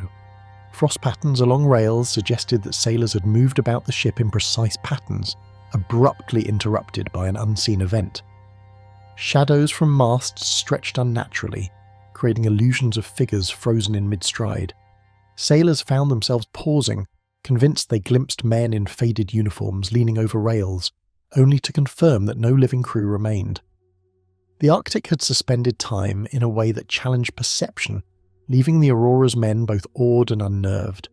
Logs recovered from the captain's cabin revealed fragments of the final journey, attempts to maneuver through shifting ice, dwindling provisions, and a growing sense of despair. No record explained the sudden disappearance, no warning left for posterity. The boarding party realized the Octavius had endured years beyond human reckoning, surviving conditions that would have destroyed most vessels, yet preserving the details of life in almost pristine order. The Arctic had become both archivist and judge, keeping the story intact while denying closure. Even as the boarding continued, the sense of presence remained palpable. Each creak of timber, shift in rigging, and sparkle of frost seemed deliberate, a reminder that the ship existed in a realm governed by forces beyond comprehension. Sailors experienced fleeting images of past life, men hauling sails, shouting commands, or walking the deck, yet all were impossibly still. The Arctic's silence amplified every sound and shadow, leaving the men to wonder if they had intruded upon something sacred, a chronicle that had outlasted its creators. By the time the party completed their survey, a strange respect had settled over the crew. The Octavius was no longer just a drifting vessel. It was a monument to the passage of time, the endurance of material, and the incomprehensible power of the Arctic. Every frozen plank and beam testified to lives interrupted, ambitions halted, and the mysteries of an environment that refused to release its secrets. The ship's preservation challenged human understanding and left the sailors acutely aware that they were standing on a vessel suspended between life and legend. The last steps back to the Aurora were made in silence. Each man carried the weight of the Arctic's lesson, the unnerving evidence of human fragility and the persistence of memory etched in frost and wood. Even after leaving the ghost ship, shadows and shapes lingered in imagination, and the silence of the Octavius continued to echo in the minds of those who'd walked its decks. Every creak of their own ship, every shadow cast on the ice, became a reminder of the vessel's enduring presence. No one aboard the Aurora could shake the certainty that the Octavius had not yet finished telling its story, and that some part of its crew, frozen, watching, waiting, remained with them. The frozen crew.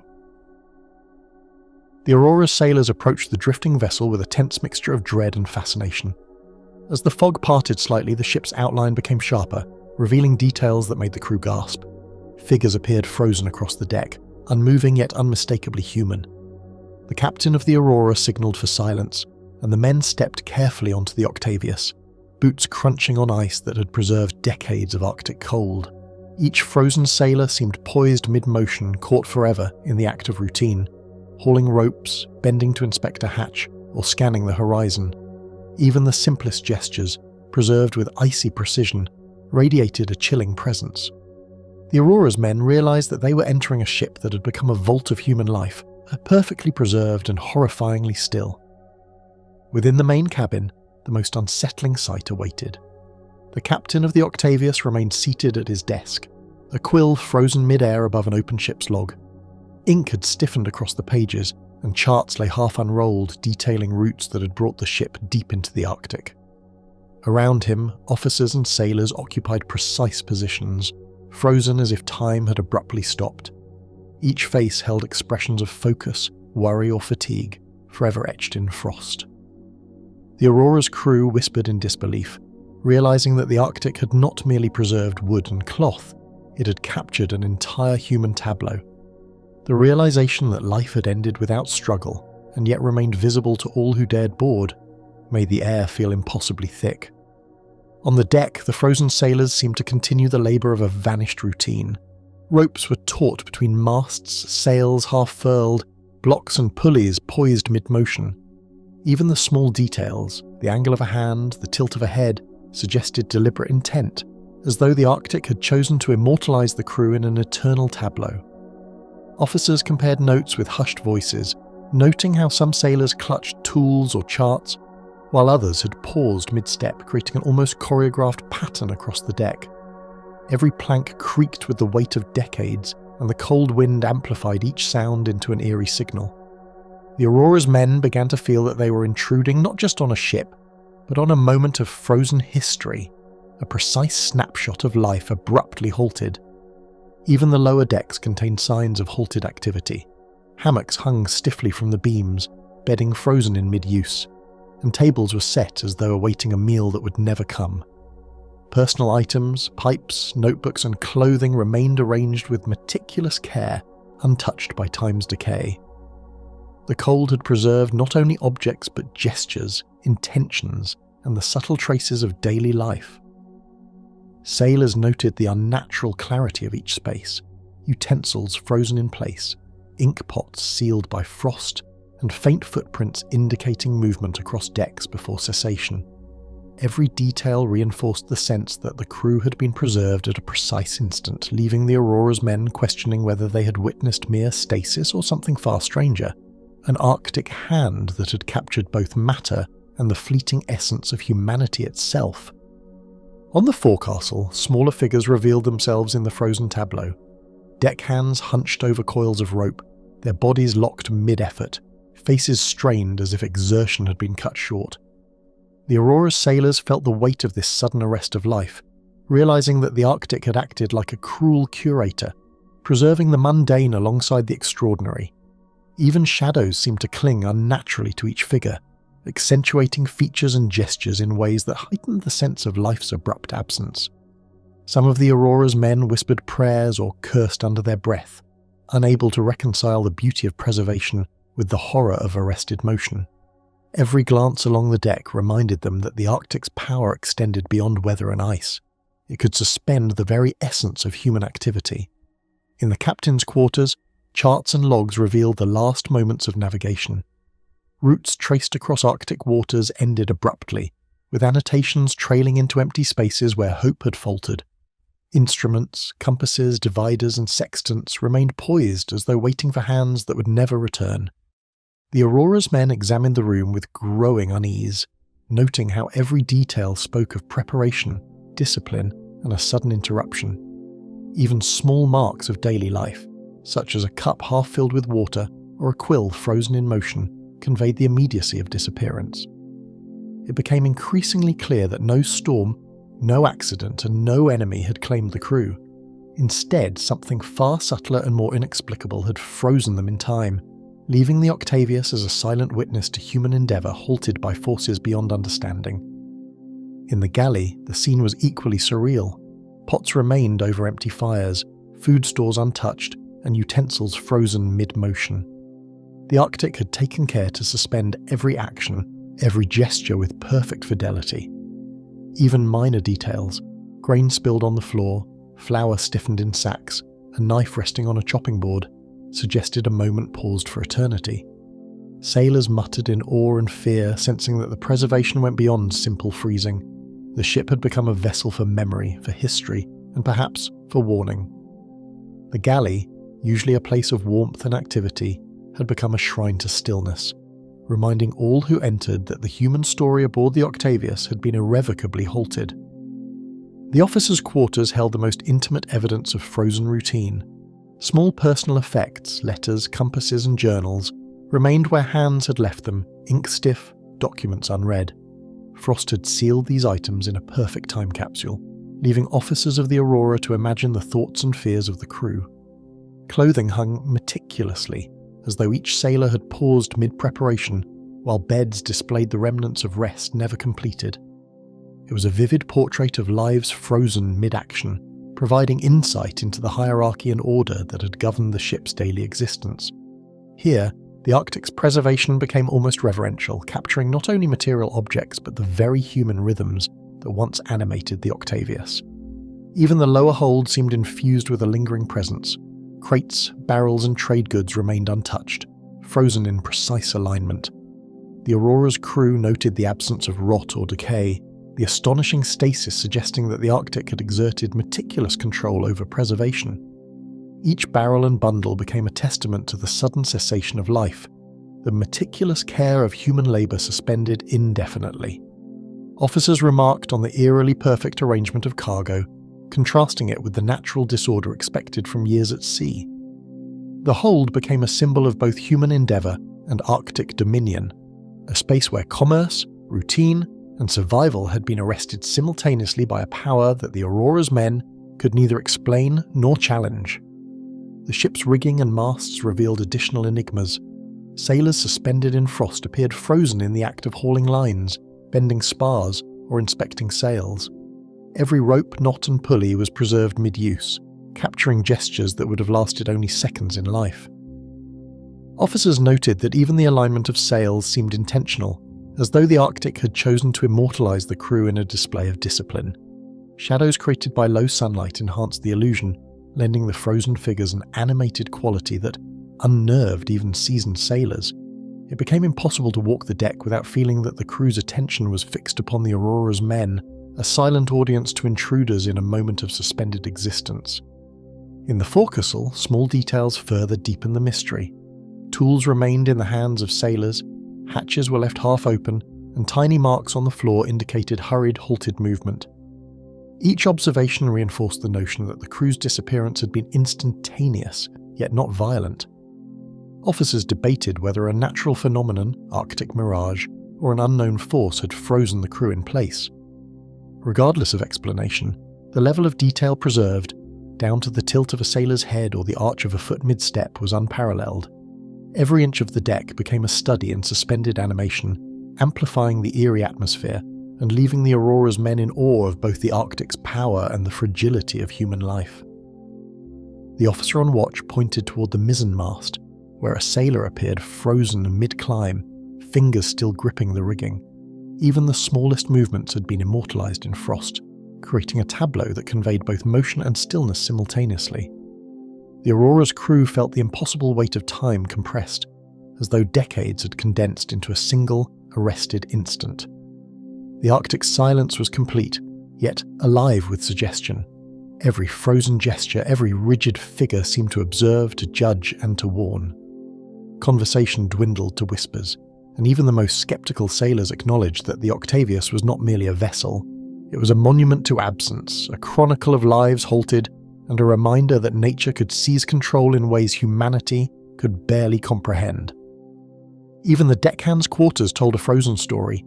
Bunks remained occupied, bedding stiff with frost, while personal effects lay scattered mid-use, combs frozen in hair, knives balanced on tables, and clothing folded as though awaiting wear. Observers noted the precision with which life had been halted, the subtle traces of movement captured and preserved. It became clear that the Arctic had taken not only bodies but their environment, preserving a perfect snapshot of human activity. Each cabin became a microcosm of halted routine, reinforcing the sense that time aboard the Octavius had stopped in its entirety. Every detail suggested intention, as though the cold had selected what to preserve and how. The ship's main mast revealed further evidence of frozen labour. Sailors were suspended mid-action, hoisting sails or checking rigging, their figures stark against the pale sky. The Aurora's crew realised that even the physical effort of work had been caught in suspended animation, preserving posture, tension, and exertion. The cold had captured every muscle, every gesture, leaving a tableau both mesmerising and terrifying. Observers could not help but imagine the moment when life ceased entirely, leaving a perfect imprint on the deck and rigging. In that moment, the Arctic's authority became undeniable, and the Octavius transformed from mere vessel into an impossible archive, chronicling both labour and the sudden, absolute cessation of life. The frozen helmsman continued to grip the wheel with a precision that defied time. His expression, half surprised, half focused, seemed to convey both urgency and confusion, offering the Aurora's men a chilling glimpse into the crew's final consciousness. Shadows cast by rigging and masts enhanced the effect, making the helmsman appear alive mid-command, The officer observing could not shake the impression that he was being watched, as if the frozen figure were aware of their intrusion. The Arctic had imposed stasis on the Octavius, yet imbued it with a spectral consciousness, leaving the Aurora's crew to wonder whether the crew had truly vanished or continued to linger in some frozen dimension, aware of those who dared step aboard. Small details on the main deck suggested halted interaction between crew members. A sailor extended a hand toward a fellow officer, frozen mid-gesture, while another paused with a tool over a hatch. These moments of connection, now preserved in frost, lent a tragic quality to the tableau. The Aurora's men felt an uncanny intimacy, a sense that the crew's last moments had been captured in both movement and emotion. Each frozen expression and posture told a story of collaboration, duty, and sudden interruption. The Arctic had not merely frozen bodies, it had captured relationships, intentions, and shared labour, leaving an indelible record of humanity interrupted mid-action. Below decks, even the ship's hold suggested frozen activity. Tools, barrels, and trade goods were arranged mid-task, creating the impression of sailors abruptly halting work. The Aurora's men examined each crate and bundle, noting the absence of decay and the astonishing preservation of material details. Tiny marks on the deck indicated movement, careful placement, and attention to duty before the unknown event had frozen the crew in place. Officers whispered about the impossibility of such preservation, considering the effects of ice, cold, and time on wood, metal, and cloth. The Arctic had suspended both life and labour, creating an uncanny space where history and the present collided, leaving the Aurora's men in awe of both the ship and its invisible guardian. The upper rigging revealed sailors poised mid-climb, their bodies stretched along frozen lines and spars. Each figure seemed animated, capturing posture, balance, and intent, yet entirely inert. Observers felt a creeping sense of trespass, as if they had entered a sacred tableau that should not be disturbed. Shadows and sunlight created shifting illusions of movement, reinforcing the notion that the Arctic had not only preserved life, but imbued it with a ghostly vitality. The Octavius stood as a frozen theatre, displaying scenes of routine, labour, and vigilance interrupted, leaving the Aurora's men to navigate the delicate line between reality and spectral suggestion. Even the ship's bell, encrusted with frost, suggested motion halted mid-ring. The Aurora's crew imagined the final tolls that had echoed across ice-laden waters, a signal forever suspended. Each step across the deck reminded them that the Octavius was more than a ship. It was a chronicle of frozen existence, a testament to abrupt interruption, and an archive of the Arctic's dominion. The presence of the frozen crew pressed upon their imagination, leaving an indelible impression that time aboard the vessel had ceased entirely, yet the echoes of life remained, haunting and immutable. And as the Aurora departed, each sailor could not shake the certainty that somewhere within the frozen Octavius, the crew remained conscious, watching and waiting, suspended in a silence older than memory itself. The logbook and the last entry. The Aurora's crew, still haunted by the frozen tableau aboard the Octavius, turned their attention to the captain's log, preserved beneath a thick layer of frost. Each page was remarkably intact, the ink having stiffened into delicate black filigree across yellowed parchment. The first pages chronicled routine voyages and Arctic hazards, written in a precise hand documenting coordinates, provisions, and the minutiae of daily life at sea. Officers leaned closer, noting the clarity with which each detail had survived decades of exposure, frost, and isolation. The log was more than a record. It was a chronicle of human endurance in an unforgiving environment. Each entry spoke to navigation skill, discipline, and the crew's constant battle against the ice, winds, and cold. Later entries revealed a gradual shift in tone. Descriptions of the Arctic transformed from factual reports to anxious commentary on shifting ice, dwindling supplies, and extended isolation. Coordinates suggested increasingly desperate attempts to escape encroaching flows, while notes of provisioning grew sporadic. Officers aboard the Aurora traced routes along the maps with unease, realizing the Octavius had drifted for years beyond known shipping lanes. Subtle annotations hinted at confusion, frustration, and fatigue, revealing the psychological toll of prolonged exposure to the Arctic's remorseless environment.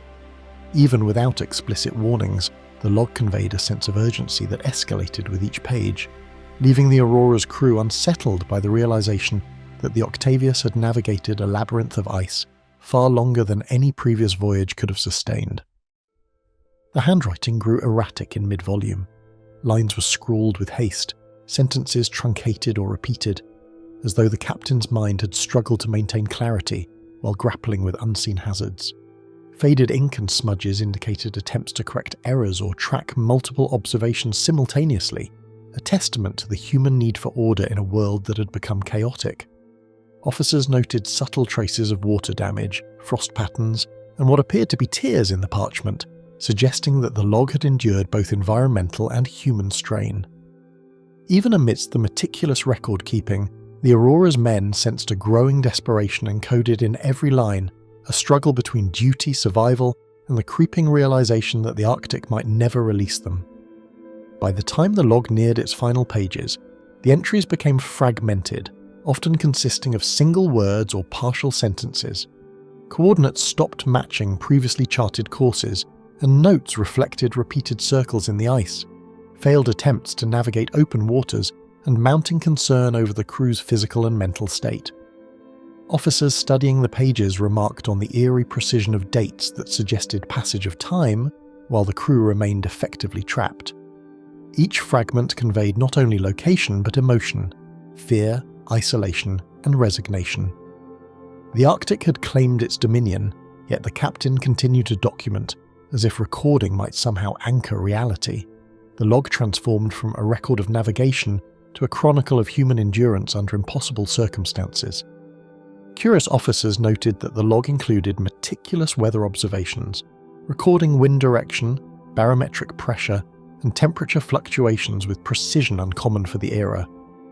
These data points, when compared to modern records, suggested unusual climatic patterns and shifting ice formations that may have contributed to the vessel's long drift.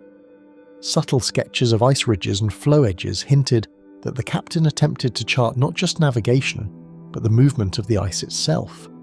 Every measurement implied a mind struggling to impose order on chaos, revealing the extraordinary care taken to understand the Arctic's lethal, unpredictable environment, even as survival became increasingly uncertain. An unsettling detail emerged in the margins. Tiny annotations, sometimes just a single word or symbol, indicated observations of movement or absence thereof in the surrounding ice. The captain had recorded phantom sightings of drifting floes, shifting ice ridges, and the occasional shadow at the periphery, as though the environment itself were alive. Officers speculated that these notes reflected heightened perception under extreme stress, or perhaps an attempt to rationalize phenomena beyond explanation. The effect was chilling. The Arctic was not merely a passive setting, but an active participant in the narrative, shaping behavior and observation. Each marginal note hinted at phenomena that had no clear cause, intensifying the sense that the Octavius and its crew had been subject to forces both natural and inexplicably otherworldly. Closer inspection of the final pages revealed an abrupt cessation in routine.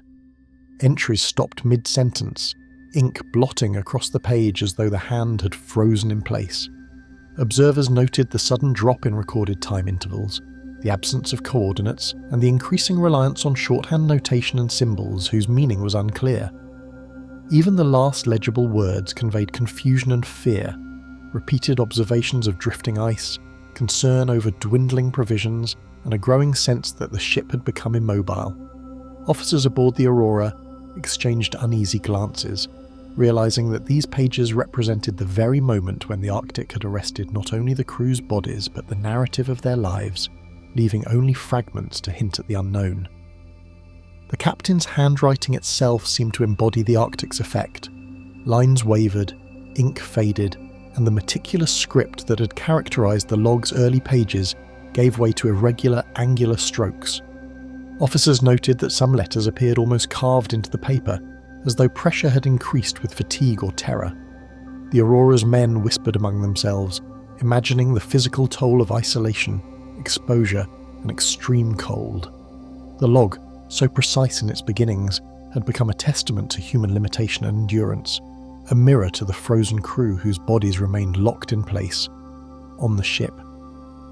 In the pages, time had ceased, leaving the record as the last vestige of consciousness. The final full entry provided a startling contrast to the preceding notes. It described a moment of apparent calm, an attempt to resume normal navigation, and the resumption of routine observations, coordinates, temperature and sail adjustments, but it concluded with a warning scribbled in a rushed, almost panicked hand. Officers noted that the entry ended with a vague reference to shadows in the ice, and voices that should not be heard, leaving the statement unfinished.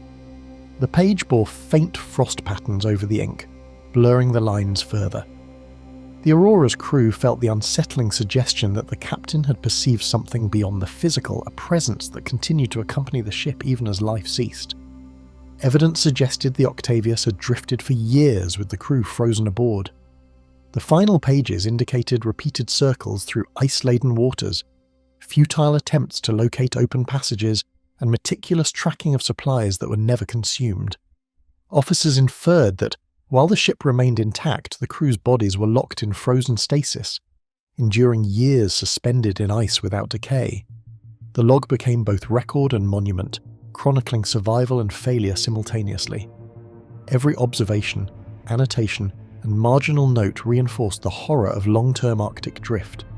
A ship without living souls, yet with precise records that suggested consciousness persisted in fragments, leaving behind evidence of human presence long after it had ceased to animate the bodies. Further inspection revealed marginal notations that suggested rationing and daily duties were meticulously maintained until the very end. Symbols for food, water, and watch shifts were recorded with careful attention, implying a crew striving to uphold discipline despite exhaustion and environmental stress. Officers noticed repeated calculations of supplies versus crew numbers, revealing an understanding that survival was unlikely, yet the documentation persisted. These practical annotations contrasted sharply with the eerie, frozen stillness around the ship, underscoring that life had been actively managed even as it slipped inexorably away. The log, therefore, was both a manual of survival and a testament to human persistence frozen in time. Even small details in the log conveyed the intensity of Arctic isolation.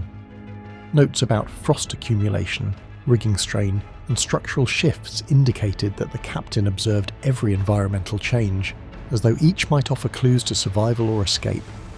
Entries included daily temperature readings, the precise timing of winds, and the apparent movement of ice ridges, all recorded with obsessive care. Officers aboard the Aurora recognized the extraordinary discipline required to maintain such records under extreme duress. The log became a psychological map as well as a navigational one, revealing both the Arctic's unyielding dominion and the human determination to comprehend, document, and perhaps defy its cold authority.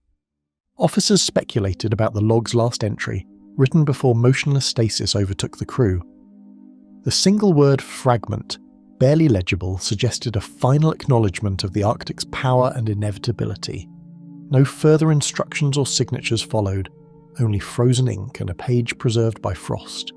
Sailors examined the physical condition of the parchment, noting ice crystals and warping consistent with decades of exposure. The absence of closure mirrored the frozen tableau of the crew, leaving the Aurora's men to grapple with incomplete narrative threads. Every observation reinforced the notion that the Octavius drifted not only through ice but through time, carrying a record of human persistence frozen mid-chronicle. The officers discussed the uncanny preservation of handwriting. Letters maintained sharpness despite decades of cold, pages remaining intact where moisture, pressure and ice might have destroyed lesser records.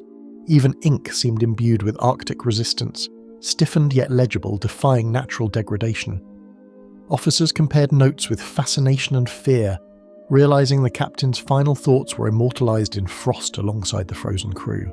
Each page seemed to pulse with history, offering clues to life abruptly halted. The log became more than a book.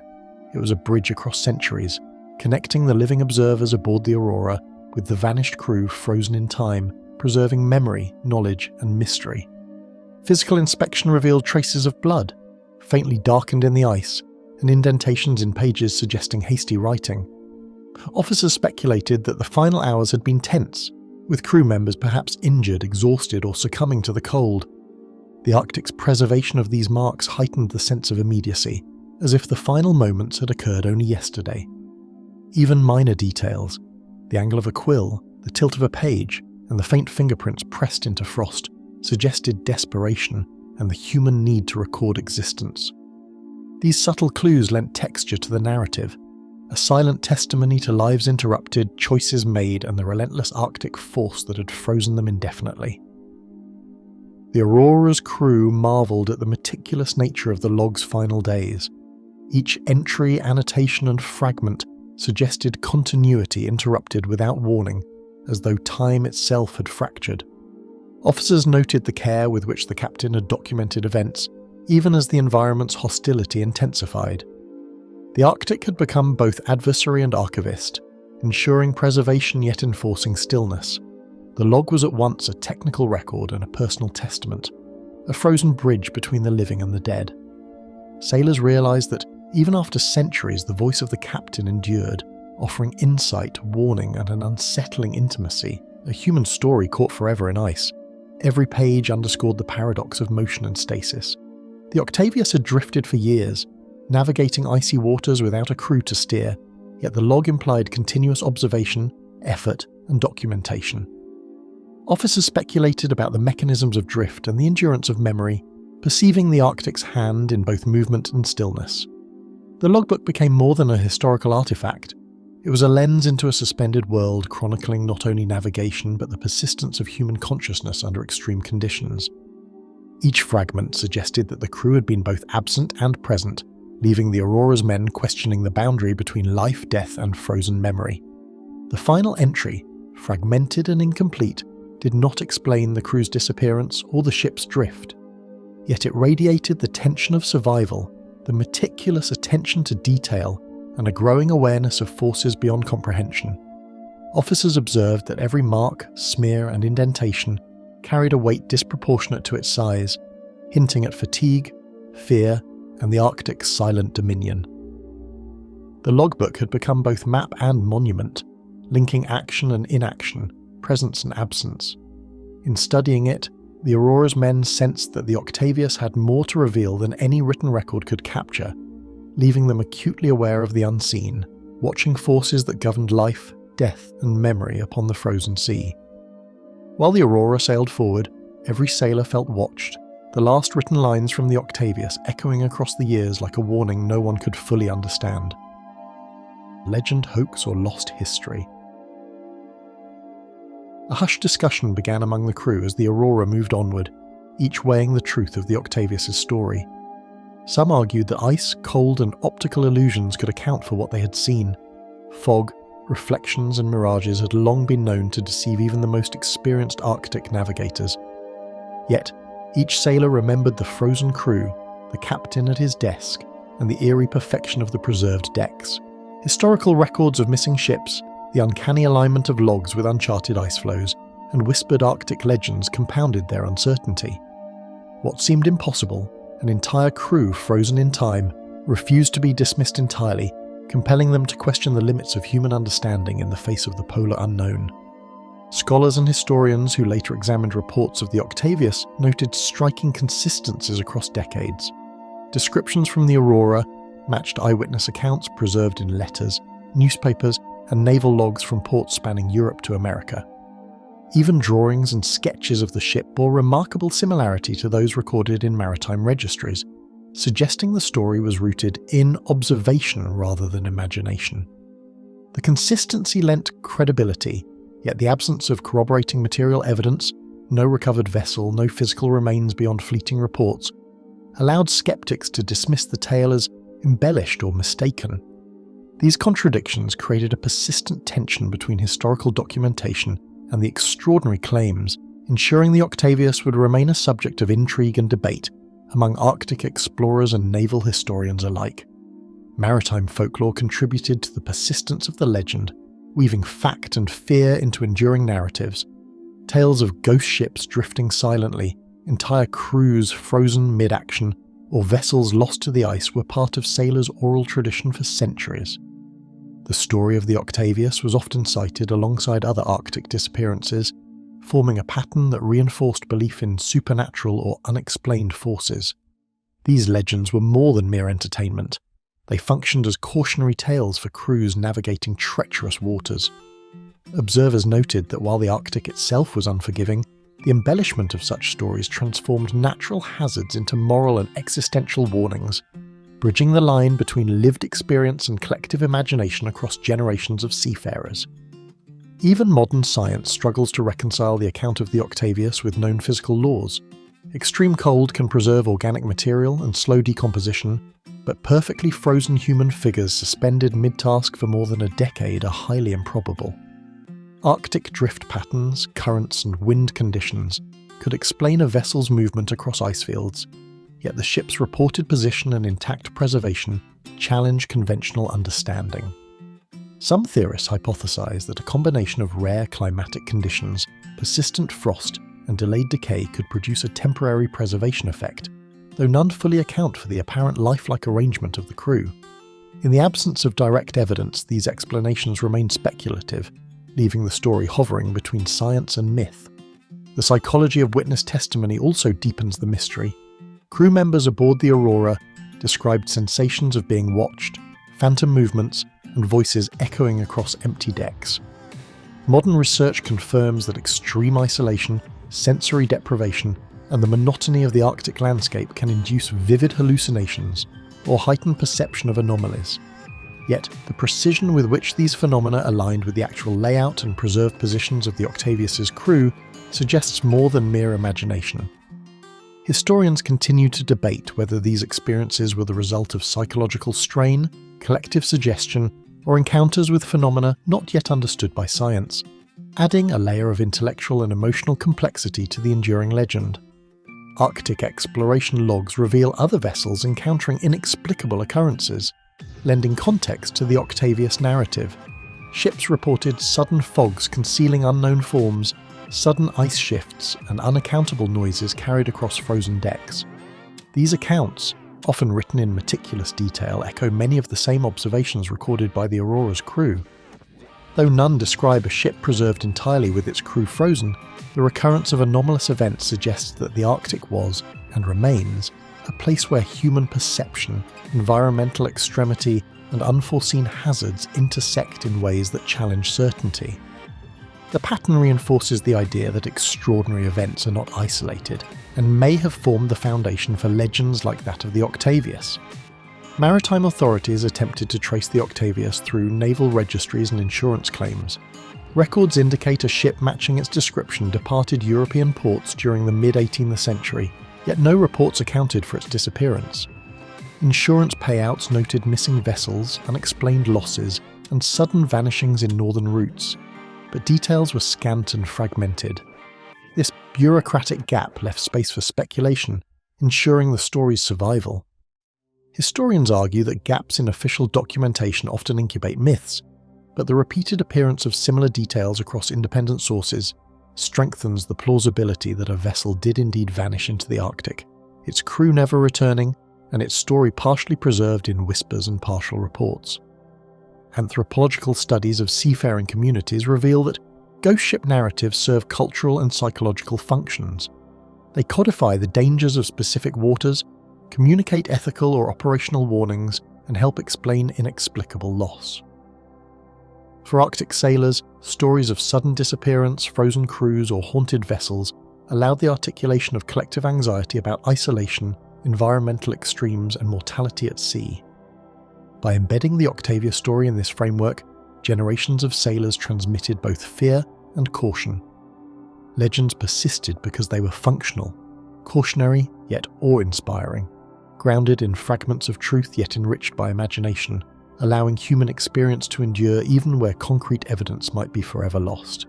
Efforts to locate the Octavius in modern times continue, aided by satellite imaging, sonar scanning, and historical reconstruction of ice drift patterns.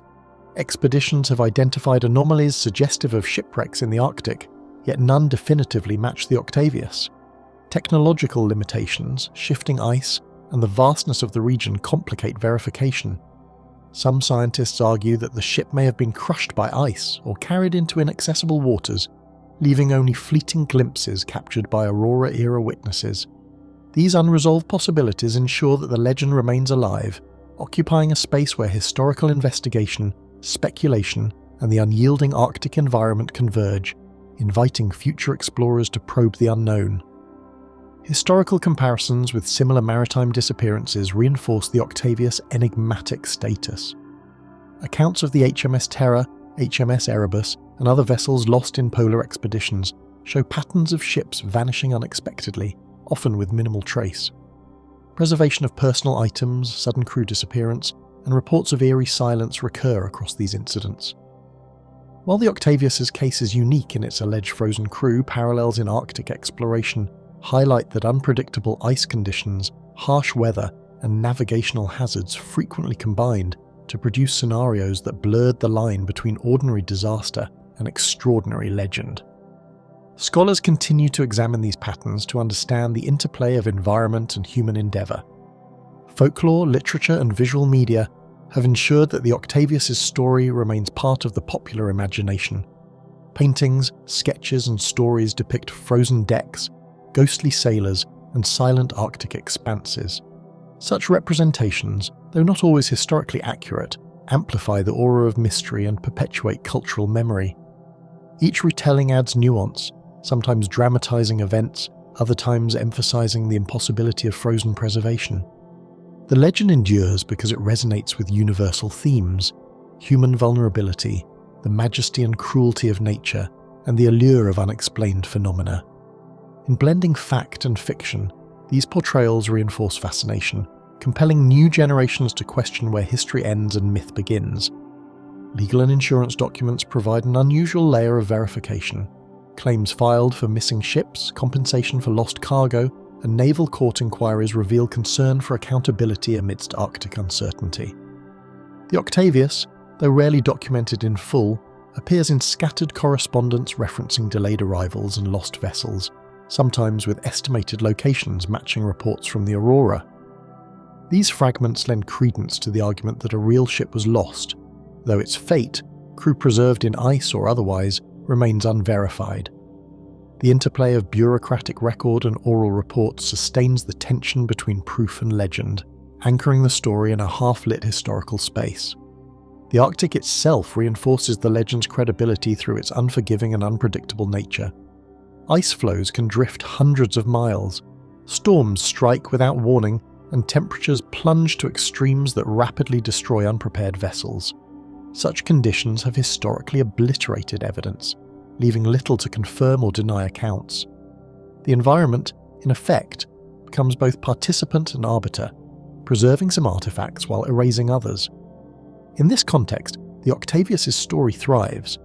The ship could plausibly have drifted for years with no survivors, maintaining an almost spectral presence and leaving only fragments of testimony, logs, and whispered tales behind. The psychological imprint on those who encountered the Octavius cannot be overstated. Sailors aboard the Aurora described feelings of unease, dread, and reverence, emotions that persisted long after leaving the Arctic. Researchers note that extreme environments amplify emotional memory, creating lasting impressions that blend fact, sensation, and imagination. Even when recounted years later, the details of frozen decks, empty cabins, and shadowy figures retain a striking vividness. These reports illustrate how human perception, memory, and the compelling force of mystery combine to perpetuate the legend, making it as enduring in collective consciousness as it is in written record. Maritime archaeology continues to offer tantalizing possibilities. Discoveries of abandoned ships in frozen or sheltered regions suggest that vessels can survive extreme conditions far longer than anticipated. Analysis of preserved artifacts confirms that cold slows decay dramatically.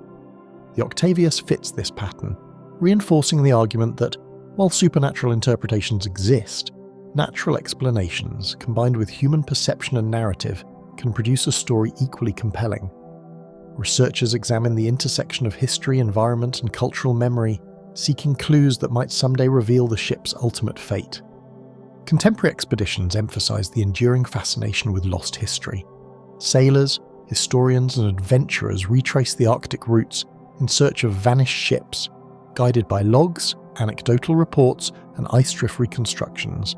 Each journey highlights both the difficulty of Arctic navigation and the plausibility of long-term drift. Yet, no expedition has definitively located the Octavius, ensuring that the narrative remains tantalizingly unresolved. The absence of physical confirmation fuels speculation and scholarly debate, and it sustains the story as a bridge between documented maritime history and the imaginative realm of legend. Ultimately, the legend persists because it embodies tension between knowledge and mystery. The Octavius represents a convergence of extreme environment, human endeavour, and unexplained phenomena. Evidence exists in fragments, logs, witness accounts, insurance records, but the full picture remains elusive. The Arctic's power to preserve, distort, and erase ensures that stories like the Octavius remain unresolved, inviting inquiry, speculation, and awe. Each retelling invites the question, how much of history do we truly know, and how much is shaped by what remains hidden, frozen, or simply beyond human comprehension? The story of the Octavius continues to inspire reflection on mortality, environment, and the limits of understanding. Its frozen crew, drifting logs, and vanished presence remind us that history is not always linear, and that nature often keeps its most extraordinary events just beyond reach. Even skeptics admit that the Arctic is capable of preserving both matter and imagination, leaving an indelible mark on those who witness its extremes. In this sense, the Octavius is more than a vessel. It is a symbol of the enduring interplay between the known, the unknown, and the stories that survive both. For centuries, the legend has challenged explorers, historians, and storytellers to reconcile reality with the impossible. It invites continuous investigation while resisting final explanation, preserving a sense of wonder and dread. Each report, sketch, and anecdote reinforces the duality of fact and myth, leaving readers and sailors alike to navigate uncertainty. In blending tangible evidence with unverifiable experience, the Octavius remains a touchstone for the study of Arctic exploration, human perception, and the preservation of narrative in extreme conditions. Its tale is both a historical puzzle and a cultural artifact, compelling reflection across generations. The Arctic, in its relentless silence, holds both secrets and reminders. The Octavius drifted, the crew vanished, and the story refuses to end. In exploring the line between legend, hoax, and lost history, humanity is reminded that some mysteries are maintained not just by circumstance, but by the enduring power of memory, imagination, and the unforgiving polar world. Even now, scholars and sailors alike wonder if somewhere, beneath endless ice, the Octavius drifts still, its crew frozen in time, silently bearing witness to a history no one has yet fully understood.